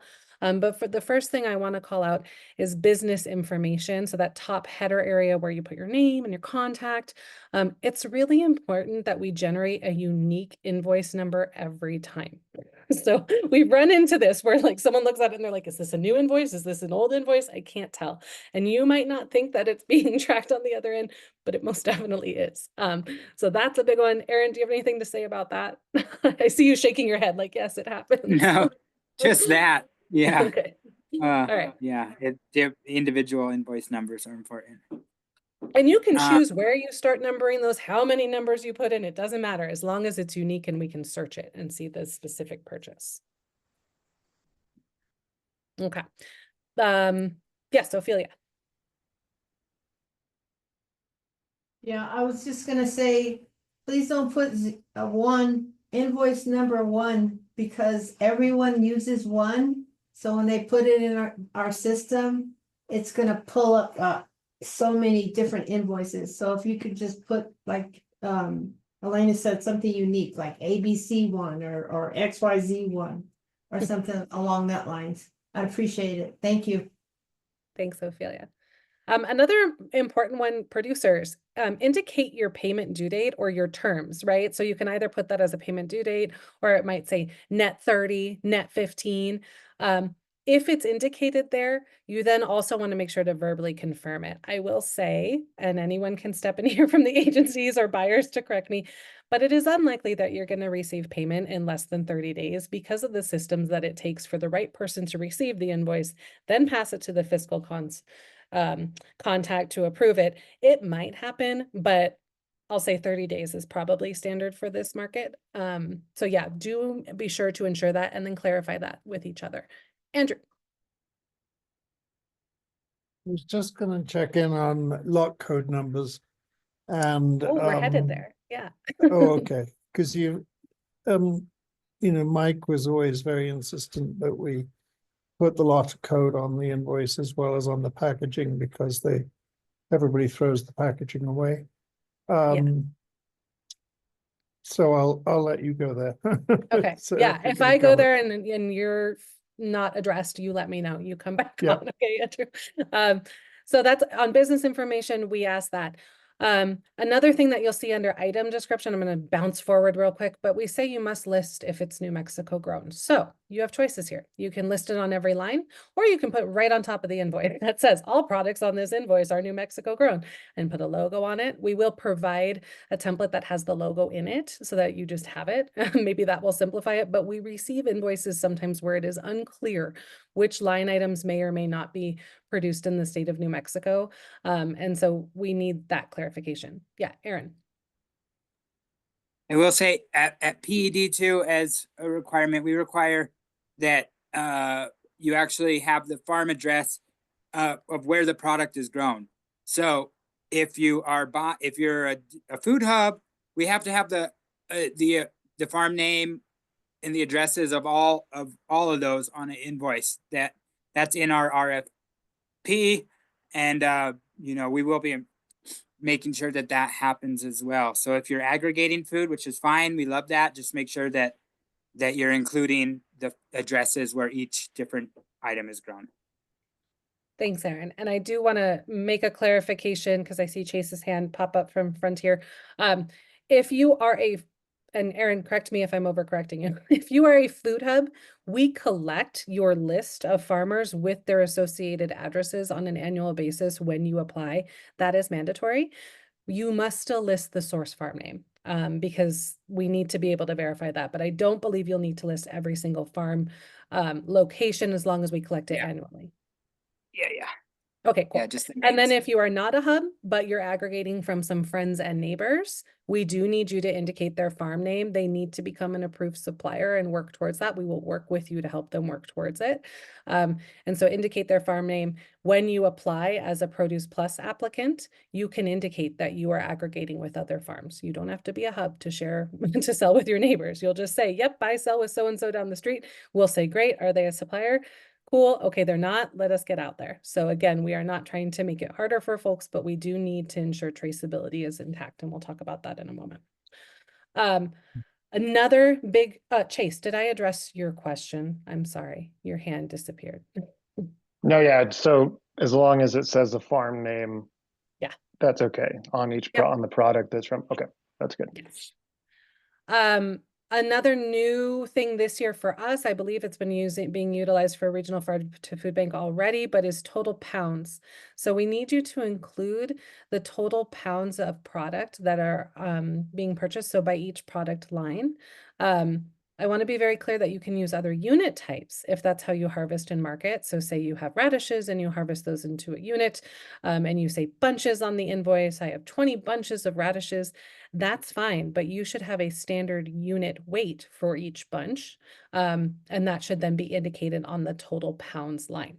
So we will provide training and assistance around that. One of our colleagues is going to talk a little bit more about standardization in a moment, but I want to be clear that it's very, very hard for us with the data we're trying to collect to give you more accurate pricing and demand information, to do it when we're comparing pounds to boxes to flats to bags, right? Like we don't know how many 20 bags is because they're not always industry standard. So please help us there. We're not suggesting that you must weigh each and every product every time you generate an invoice, but that your total pounds needs to reflect your standard pack size. Yeah, another place I see this often is with watermelons, which is totally understandable because you're selling a bin of watermelons. That's fine, but if we can have, you think of a bin of watermelon is approximately this much pounds, that'll be great. I'm always having to reach back out to farms and be like, so approximately how much are your bins of watermelons? Thanks, Erin. The item description, so we've touched on this a little bit. So Andrew, this is where the lot code comes in. Yes, we want your lot code. If you have, say this invoice has 5 products on it, tomatoes, maybe tomatoes is one of them, and you have multiple lot codes, all of those should be listed on that same product line. So tomatoes, cherry, the pounds for the flat size, and then lot codes for each one of those associated. If you just have one lot code, great, that you'll learn more about that in your food safety training, but we do need that indicated. This year we do plan to provide more support for our farmers on traceability and recall, just to keep us all safe. And so please do ensure that you are indicating your lot code if that is sparking questions for you. It's a good time for a training. We're here to help. Also indicate, yeah, Erin.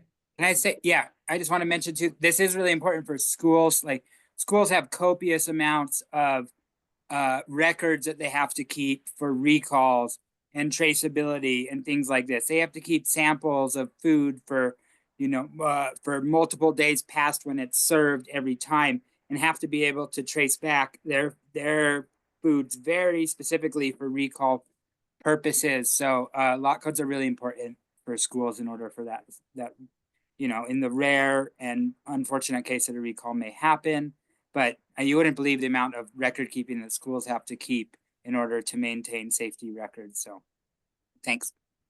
Thanks, Erin. The one thing I'll say, and then I'll recommend if you have questions about this to reach out for some training or TA, is lot codes help you track what you're harvesting and where it's going. And they also help the schools to ensure that they're managing risk, right? That they can come back to the source that it is. And so we just want to make sure that everybody's protected in the system, and it's a helpful tool on the farm. The other thing that should be in the item description is if the product is washed or unwashed. It is not required by us, the approved supplier program, that you wash all of your product. However, your buyer might say it must be washed, and then you need to follow the appropriate washing practices that we train to and indicate on your invoice that it is washed. So again, we do not require it. It is a specific buyer requirement if it needs to be washed, but please do put it on there because it's likely the person that ordered it isn't the person that receives it or the person that handles it. So we want to make sure that that's transparent. Delivery fee. So this is a big one, guys, and I'm glad you're here. For our producers and our buyers that aren't on the line, we are going to be putting messaging out around this.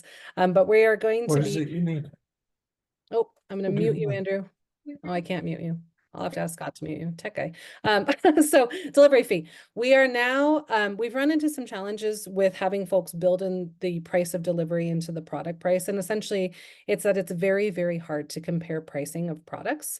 It's it's a lack of clarity, and it has a lot of our buyers confused as to why things are so expensive as compared to how they're available at the farmer's market or at the grocery store, and realizing that not only are we talking about local food and wholesale food, but distribution's factored in. So also, we're in a time where distribution costs are constantly fluxing and mostly rising. And so we want to get an accurate understanding of what the cost of distribution is across our state. A lot of questions that come up from the buyers are, how do I get it distributed to me and how much is it going to cost? So you may now, producers, we ask you to please include your delivery fee as a separate line item on the invoice. You'll see this example here. And again, we will post the template invoice before the new fiscal year. It may not exceed 15% of the product cost. Now, if that creates a hardship for you, reach out. We did some outreach already to come up with this number. This is industry driven. We feel it is fair and equitable. If there are extenuating circumstances, just communicate. We're a community. We can figure this out together. And also please know that if we see an incredible increase in cost for distribution and transportation due to things going on externally, we will modify this. So we're not trying to create any barriers. You know, if fuel skyrockets again and we have issues with labor force and things that could occur, we're not going to like play a hard and fast here. We're just trying to be transparent about what does it actually cost to move food from A to B so that our buyers can coordinate to reduce those costs for you, the producers. So in other words, we have buyers from a preschool and a senior center and a school that might be willing to align their delivery date to reduce the cost for you if they knew what the actual cost was. So we're going to try this out this year. Please reach out with questions. We will release more information and more guidance. And again, this template invoice. I've gone over time, but I have one more thing to say, which is please sign the invoice. You should think of the invoice as a contract. So when you drop product off, get it signed by the person who receives it, and you sign it as the person who's dropping it. So that way, if there is an issue with handling, sign and date. If it were me, I'd also add the time, because it's really nice to know when you dropped it in their hands in case there is an issue. And you can say, oh, look, it was at 11:18 that I dropped this and so received it, and they assumed a liability as of that moment. Again, we know that nobody here is looking for that sort of language around liability, but risk is real, and we want to help everybody be prepared as well as working in retail relationships. So please sign and date your invoices. Anything else, agency partners, that you want to add to this invoicing? Yeah, Chase. I had a question on the washed, unwashed on there, because I send out a list every twice a week, and it'll say all these products are unwashed if they're fresh produce or legumes. Could we have a general thing on the invoice that just says that instead of each individual item? Absolutely. Yeah. If as a hub you only market unwashed, that's fine. But if you have certain things that like one of your producers washes, like lettuce, but other things that aren't indicated on each line. Okay, thank you. Scott. Thank you. Relaying a question in the chat from Wes, who asks, can buyers get reimbursed for the cost of delivery if it does not exceed 15%? Yes. It's an allowable expense. If it goes over 15%, then we run into a problem. But again, there will be a solution. We will have a conversation. But yes, if you have exorbitant delivery fees over 15%, it will get flagged. Aaron? This is invoice-ish, but I was going to say just essentially PED, it is a state-run program, the Public Education Department won. And so essentially PED ends up being the buyer. So I'm ultimately responsible for all those purchases that are made. I will be doing site visits to a lot of our producers this year to check out the farm and things like this. So separate from the approved supplier program, as a buyer, to maintain integrity of the program, I'll be conducting and looking forward to working with you all to visit your farm and hang out and check things out during the growing season this upcoming year. So I just wanted to throw that out there as well. Thanks, Aaron. Appreciate that. Jimena. Lovely mushrooms. Hi. Do you know what implications this separation of the delivery fee can have on the taxing situation for farmers? Because I know that at some point it's different if it's considered like as part of the whole process of the product or if it's separated. Do you know Or does anybody here know how does that in terms of taxes?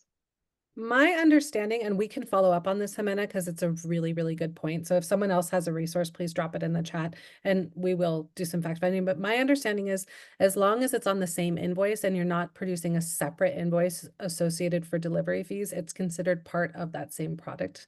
And so it should not be taxable separately. But Chase, do you have a thought? I don't on that. It was just Oh, more, it was okay. on a delivery question though, delivery So I'm cost. going to pause there and say, Jimena, I'm going to triple check that. But as far as I know, as long as it's on the same invoice, it falls under being untaxable because it is a food product. But I'm not going to lie, we've run into a couple of invoices that have a funny little tax line on them that we've had to dig around for. So I will make sure that we have that confirmed before we release the new invoice template and the new kind of official posted rule on this for FY26. And again, it'll start July 1st. Thank you for the really good question. Chase? Yeah, this may not be appropriate for this conversation. Maybe it's just a couple of us need to chat about it. But as far as, you know, our Food Hub network, we've been working through on deliveries when we're hauling stuff from Las Cruces to Espanola, Santa Fe, and then you start accruing other distribution costs, delivery fees, pallet fees, stuff like that. Just wondering how that would fall into all of this as well, because then it will be over 15%. Typically, Yeah. obviously we try to keep it in that ballpark, but Yeah, so Chase, I would say that is a completely valid question, and that's something that we need to address probably offline with folks that are doing that sort of distribution patchworking. There's some answers in there around buyer side coordination, around efficiencies and coordinating logistics a little bit more across, you know, potential food hub networks. And so, again, if it is something where it's like, you know what, we simply cannot get to, I don't know, name the very rural community that comes to mind for you first without it costing more, then we'll have that conversation. We're not trying to create an undue burden. And so the goal again is just transparency. So we know what's the cost to move the food. And if it's more than 15%, and we say, hey, we are outside of the industry standard here in New Mexico. Rural food access costs a lot. At least then we can say that with a number. So not a great answer, Chase, except let's have that conversation and make sure that it does not create a burden, because food access is a high priority no matter what. yeah, certainly, I appreciate it. Rachel, hi. Yeah, this relates to Jimena's question. Jimena, are you aware of an NTTCC form that you can get from the Taxation and Revenue Service here in New Mexico to waive service fees related to food related things? So this would be for manufactured foods and other food related costs. No, I know it exists, but I don't know how to apply it to this.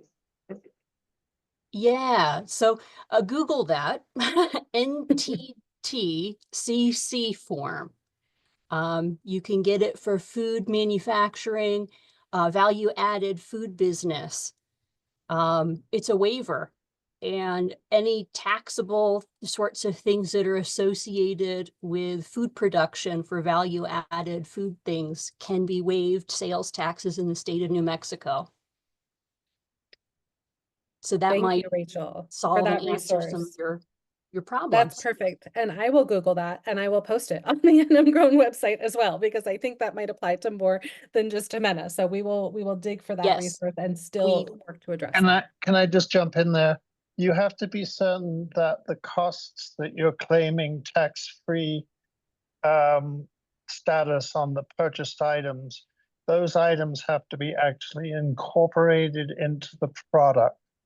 It does not relate to any of the infrastructure or any of the equipment or any of the items that do not get included in the finished product. So if you're buying a freeze dryer, for example, you cannot claim a tax-free status on the freeze dryer or on anything that you use repeatedly, but you can, if you're putting in food products that you have to acquire, if you're buying herbs from wholesale from somewhere and you're freeze drying them, then you won't have to pay tax on the contents. In our situation, we don't have to pay tax on seeds or on grow plugs, but we do have to pay tax on everything else we purchase. So I would talk to your accountant and or bookkeeper and make sure that otherwise the Treasury Department will not give you the NTTC certificate.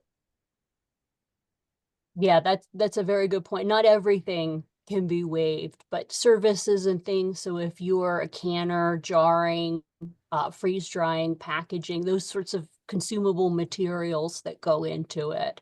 So not equipment, things like that, like you're saying. So there's a lot of Not nuance. PPE, for instance. You know, so if you're having to use PPE to meet your safety standards, you have to pay full load on that. Thank you. I feel like this is like an emerging teaching moment that we should structure. So Rachel, I'm going to reach out to you and Andrew and Amena, because this is all like, as we move into the value added space in the next year, more of these intricacies come up, but also just with resources out there. So we will reach out, and we, at a minimum, are going to Google that and add it to our website. And hopefully maybe we can even come up with a better way to create a learning opportunity. Well, for all of maybe you us. could get somebody from the Treasury Department, State Treasury Department, to come and explain it to us. That would be great. Yes, I'm going to make a note of that, because this all has to do with our value added rollout, which is taking longer than we ever could have imagined. So I'll just leave it at that, except to say we are actively working on it on the back scenes, believe it or not, but it is taking a long time. So I'm making a note right now about the Treasury, Andrew. All right, folks, I'm going to close us. If you have more questions about that, please do reach out. If you have more thoughts or very strong opinions, reach out to us. But again, those are the invoicing requirements as we move into fiscal year 26. So I recommend that you try on some of those new requirements as you're wrapping up this fiscal year and make sure that you're good to go for next year. We'll get the template posted for you as quickly as we can. We have 2 more things on the agenda, so I'm just going to say this out loud because we promised you a 4 p.m. stop. We're not going to be done at 4 p.m. We ran a few minutes over. I thought we were doing so good. But our next topic item is around Produce Plus annual training updates. So our colleague Valerie Smith is going to walk us through just the highlights, the best and the greatest updates around food safety. And it relates back to what we were just talking about around traceability and invoicing. I also want to make a plug that we do have some events coming up, so stick around for after Valerie, and we will share with you dates for upcoming events and opportunities to get engaged and stay engaged. And again, apply today if you haven't applied yet. So Valerie, I'm going to stop my screen. I'm going to hand it to you, and I'm sorry to put you in the position of being the person at the end of the agenda, but thank you so much for being here. Valerie is one of our food safety trainers as part of the ASP network. Thanks, Elena, and I will try and get through this quickly. This is a little bit of a rehash from last year, things that were on our mind last year. There's going to be fresh material starting with the annual meeting of the New Mexico Farmers Marketing Association next month. So there will be all sorts of new topics. We want to highlight food safety. It's such an essential part of this program because it is what provides the confidence in the program that allows us to open these markets for farmers. So, thank you all to all you farmers and producers for embracing food safety and incorporating it. We are so grateful that you're willing to do that for participating in this program. So I'm just going to try and go through this pretty quickly and not keep you too long. So we're just going to high level traceability, allergen standardization, soil amendments, sanitation, produce water testing, right? 5 minutes of time. And then hopefully if anybody has any questions. Yeah, if you can, but that would be amazing. So yeah. So, and spoiler alert, traceability is going to be important in this upcoming year too. Like Elena said with the invoices, we're seeing as reviewers, I'm a reviewer and a food safety trainer, and certain topics come up again over and over. So we're often kind of concentrating on certain areas. Traceability is one that our buyers are just so interested in having incorporated, and their new requirements, such as the lot code on invoices, that we're just keep coming back to this, and we're developing some resources that will help make this a little easier, a little more straightforward. A lot of times people don't really, they're engaged in growing food and in incorporating food safety, and when it gets to traceability, they're like, well, how does this make food safer? And it's really part of the risk management. Part of the risk management is preventing foodborne illnesses through incorporation of food safety. The other part of risk management is, despite our best efforts, if something were to happen, we want to be able to quickly locate and pull any potentially dangerous food from the market. And that's what's so important about traceability. But there's a lot of benefits to the grower of having a good traceability system too. Like, how do you know how much you sold and to which customers? You know, these records will help you in your planning as well. To know which customers maybe provided you with the most income, or the ones that you want to focus on in the next year. How much did they get last year? And how much would we like to give them this year? So this all kind of relates to the records that we keep around production and traceability. Traceability is technically the ability to trace products back one step and forward one step. And you know, it's one of those things that maybe doesn't initially make sense. Where did it come from? It came from the ground, right? What's traceable about that? But any inputs that went into growing that, you keeping receipts, knowing what you spent on inputs, also knowing when certain things are applied, such as agricultural water or manure, having just times and dates and records that tell you those kinds of things is traced back. And then trace forward is, where did everything we harvest go? And having those pounds on the invoice is really helpful, because if worst thing were to happen and you were to have to pull things back, it's really important to know how much went to each customer, so that you know, did they use it all up? Is it spoiled, culled, or did they have some of it left? And having an accurate count of poundage is an important way to do that. So lot codes, they're a form of record because they capture certain pieces of information. And we'll look at a lot code next, just to remind you what a lot code might look like. It is primarily a way of capturing the location of a crop that was produced and harvested, as well as the harvest date, but maybe other pieces of information like who packed it, who harvested it, and maybe some crop specifications like variety. Having enough information to identify the package in your customer's refrigerator, and then again, having that lot code to put on invoices, and maybe multiple lots that you're sending them. The lot code is a great way of communicating all that.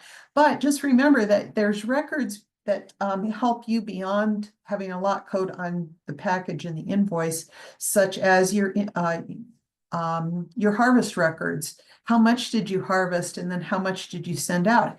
Did you wind up losing anything? Was there a waste factor in there that you might want to have some way of accounting for?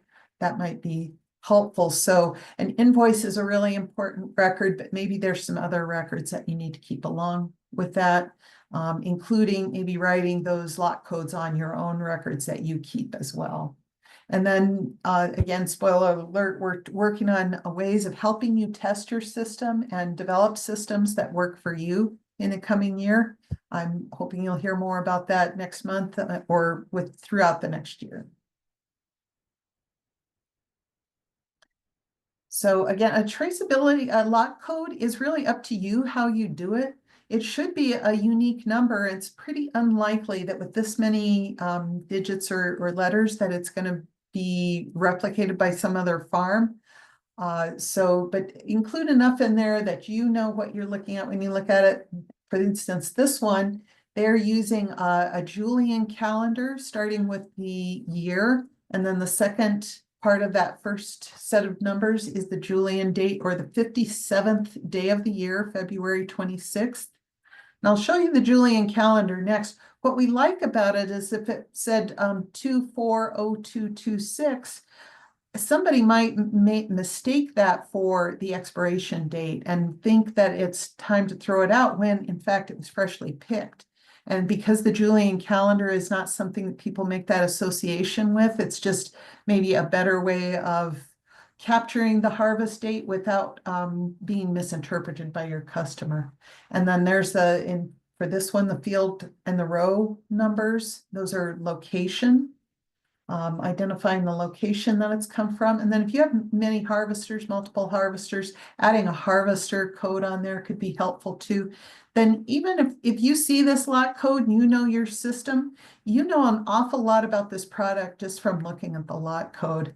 But it should be tied to your sanitation plan, like at the beginning of harvest day or at the end of harvest day, you do a sanitation procedure. That should provide you a little separation so that if one batch was considered to be maybe unsafe to eat, your sanitation procedures would ensure that the next batch or the previous batch was not also contaminated.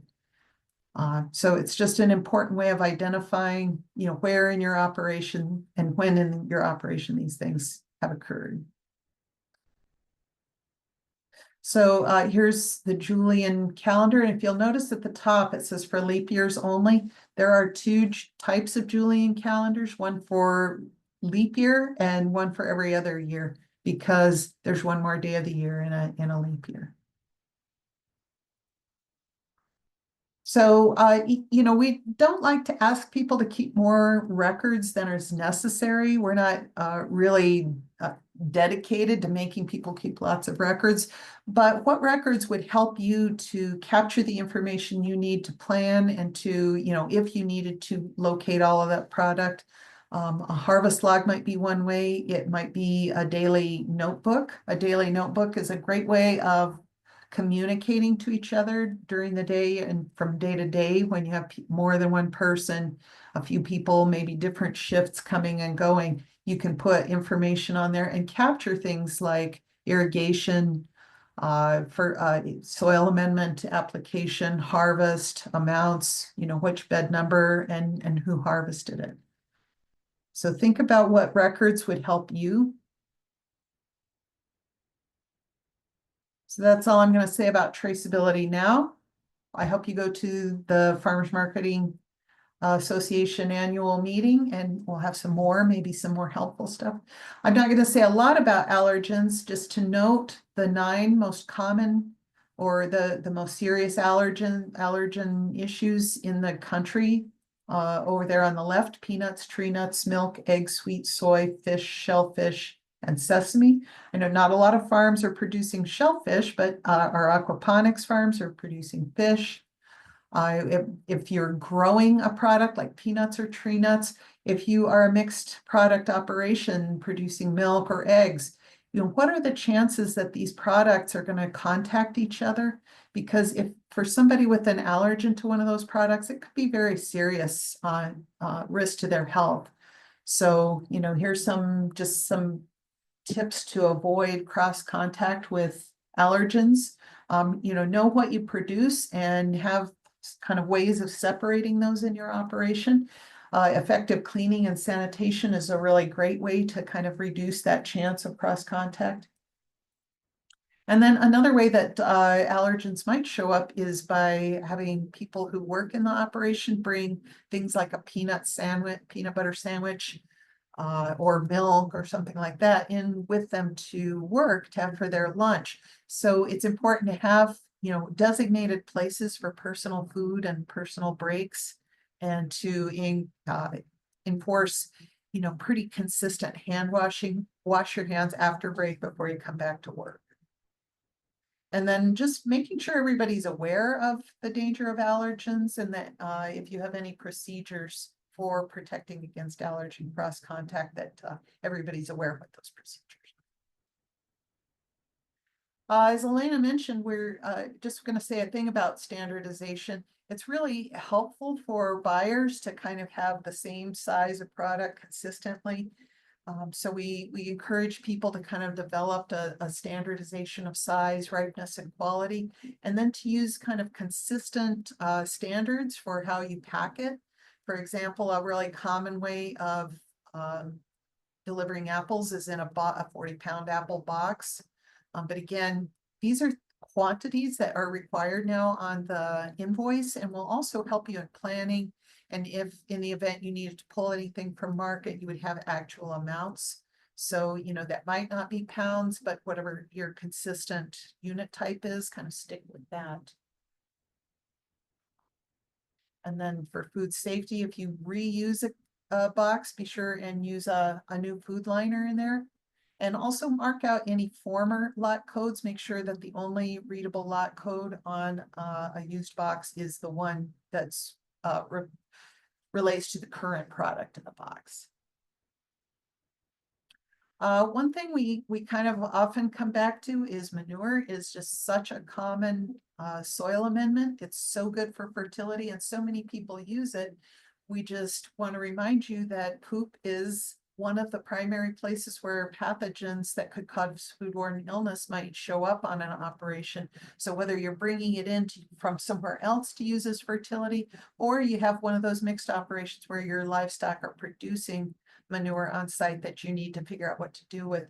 Just remember that we need to make sure that it's not coming in contact with produce that's going to be eaten raw, not direct contact. And then, you know, timing. When am I applying it? How am I applying it? And how does the crop grow? If you are somebody who does hot composting, that heat really kills off those pathogens and treats that. If you're achieving that consistent 131 degrees with enough turns, then that's provides an assurance that you've killed off those pathogens, and you can use that with much more flexibility. If you're not hot composting, then just being aware of the other methods that you may need to follow to keep that from affecting food. Well, for raw untreated manure or compost that was processed at a cold process rather than a hot process, we ask that you treat that as untreated, the same way as untreated manure. So add it in there, but just make sure that it's incorporated into the soil. So it's getting, you know, in contact with those competing organisms. It's out underneath the UV radiation. It's drying out. 90 days before crops are going to be harvested if they grow above the ground, and at least 120 days if those crops are on the ground or underground. And that should give a lot of protection from those pathogens. And then, you know, I'm a little bit obsessive about food contact surfaces. If a food contact surface becomes contaminated, the food that touches it is going to be contaminated. And we're trying to protect those vulnerable populations that our partner agencies serve. So it's just really important to be aware of the sanitation on those surfaces and the environment around them that might affect them. So, you know, identifying all those food contact surfaces and having a schedule for them, and you may need written procedures. The more people who work in the operation and the more important something is for food safety, the more helpful written procedures are going to be. So for some of those, you know, be sure to write them down. And even if it's a one-person operation, if something happens to you, you become sick or have an emergency and somebody else has to do that, those written procedures will really help them do it consistent and correctly. And just remember, if a surface is dirty, if it has soil, dirt, debris, or any kind of sticky residues, that you're going to need to do something to clean off that surface first. You can physically remove dirt and debris. You can use some flowing water to wash that stuff off. You may need to use also a food grade detergent to clean it off. And then that surface will be good and open to your sanitizer. A sanitizer removes, what it does is kills off any remaining pathogens. So if there's 10,000 pathogens left on a surface and you use a sanitizer, there should only be one left. So it provides a great deal of safety. And that's why we often, you know, ask people to do sanitizing. It is up to you. We don't require it, but it's an important way that you can make sure that food contact surfaces are safe. And then, you know, rinse or air dry based on the label instructions. And don't, you know, don't wing it when it comes to mixing sanitizer solutions. Follow the label instructions. So this is a exercise we often do in our classes because, you know, sometimes something is really so important that you need to clean it every time you use it. Those food contact surfaces, is that daily or is that after each use? But then other things, you know, they don't have to be cleaned that often. They can be cleaned with less frequency. One of our favorite frequencies to use is as needed.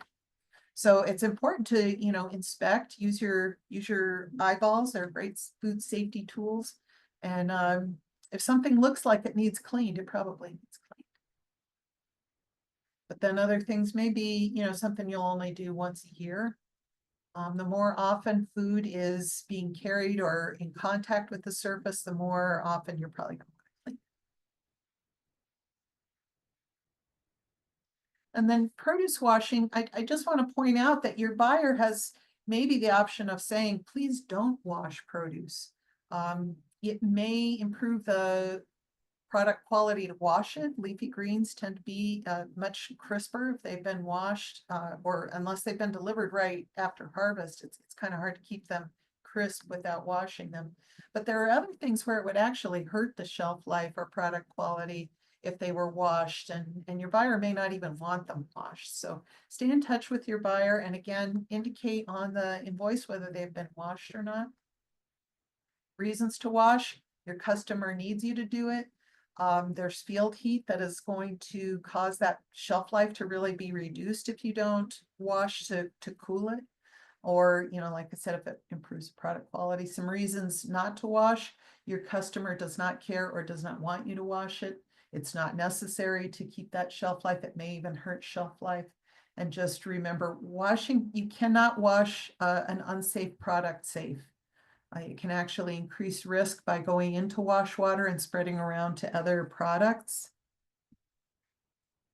So for produce washing, you know, it's important to use water that doesn't have detectable E. coli in it. This is why we're asking for an annual test of wells.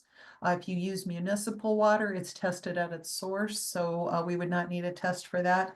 But please do not use surface water for produce washing unless you have an extensive or a verifiable process for making that free of detectable E. coli.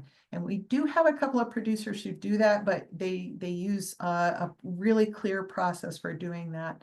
Otherwise, I would say do not use surface water ever for produce washing. And then when you're doing produce washing, if you're doing a single pass where you're just rinsing things off and it's draining immediately away, that's the lowest risk way of cleaning your produce, cleaning dirt off your produce. But if you are using a tank where you're putting the produce in, the water in the tank, sanitizer will prevent the bacteria from leaving a contaminated piece of produce, traveling through the water and then contaminating another piece of produce. Sanitizers and wash water do not make an unsafe product safe, but they do keep it from spreading to make the whole batch unsafe. So if you need any help figuring out what to use or how to use it, please reach out to the New Mexico Farmers Marketing Association. That email, ASP Farmers Marketing. New Mexico Farmers Market. Farmers Markets, nm.org. Yeah, and they'll get somebody with you to provide some technical assistance so that you know that you're using one that is going to work correctly for your use. And then again, for well water, for post-harvest use, we do need that test.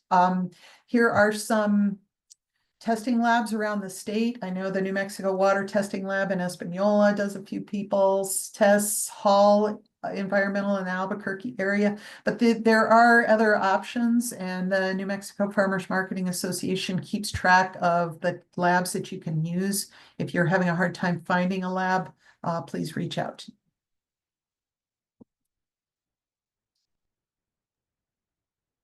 Thanks, Valerie. So again, Valerie is one of our food safety trainers. Thank you for being with us today. You'll also have an opportunity, so producers on the line and many producers that aren't here today, we will be sending out an invitation. If you are coming to the New Mexico Farmers Marketing Association conference, we will have a live session. There'll be 2 sessions. The first will be a town hall style session where we want to hear feedback from you. What are you still running into as issues and challenges? What's working well? Anything that we can address as program stewards, we are there to do.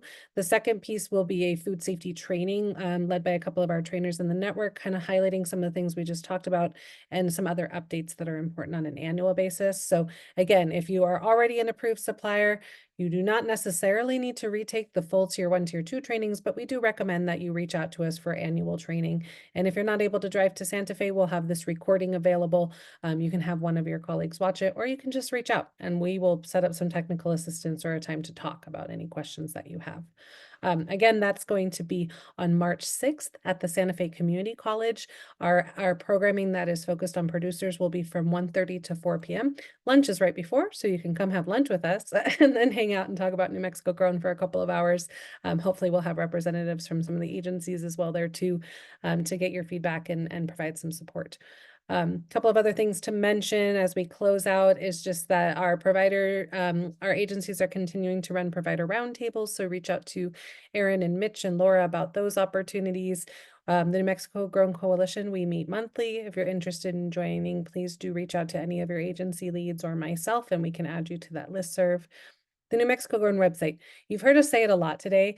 It's not like we make money off that website. We just really want to make it a good website for y'all. For far too long, the program has been dispersed amongst all these various websites and you can't find the information you need. So now we've all come together to say, let's put it all there. That's the home for all things New Mexico Grown. So check back in, check on the events page. There's like trainings and events that happen.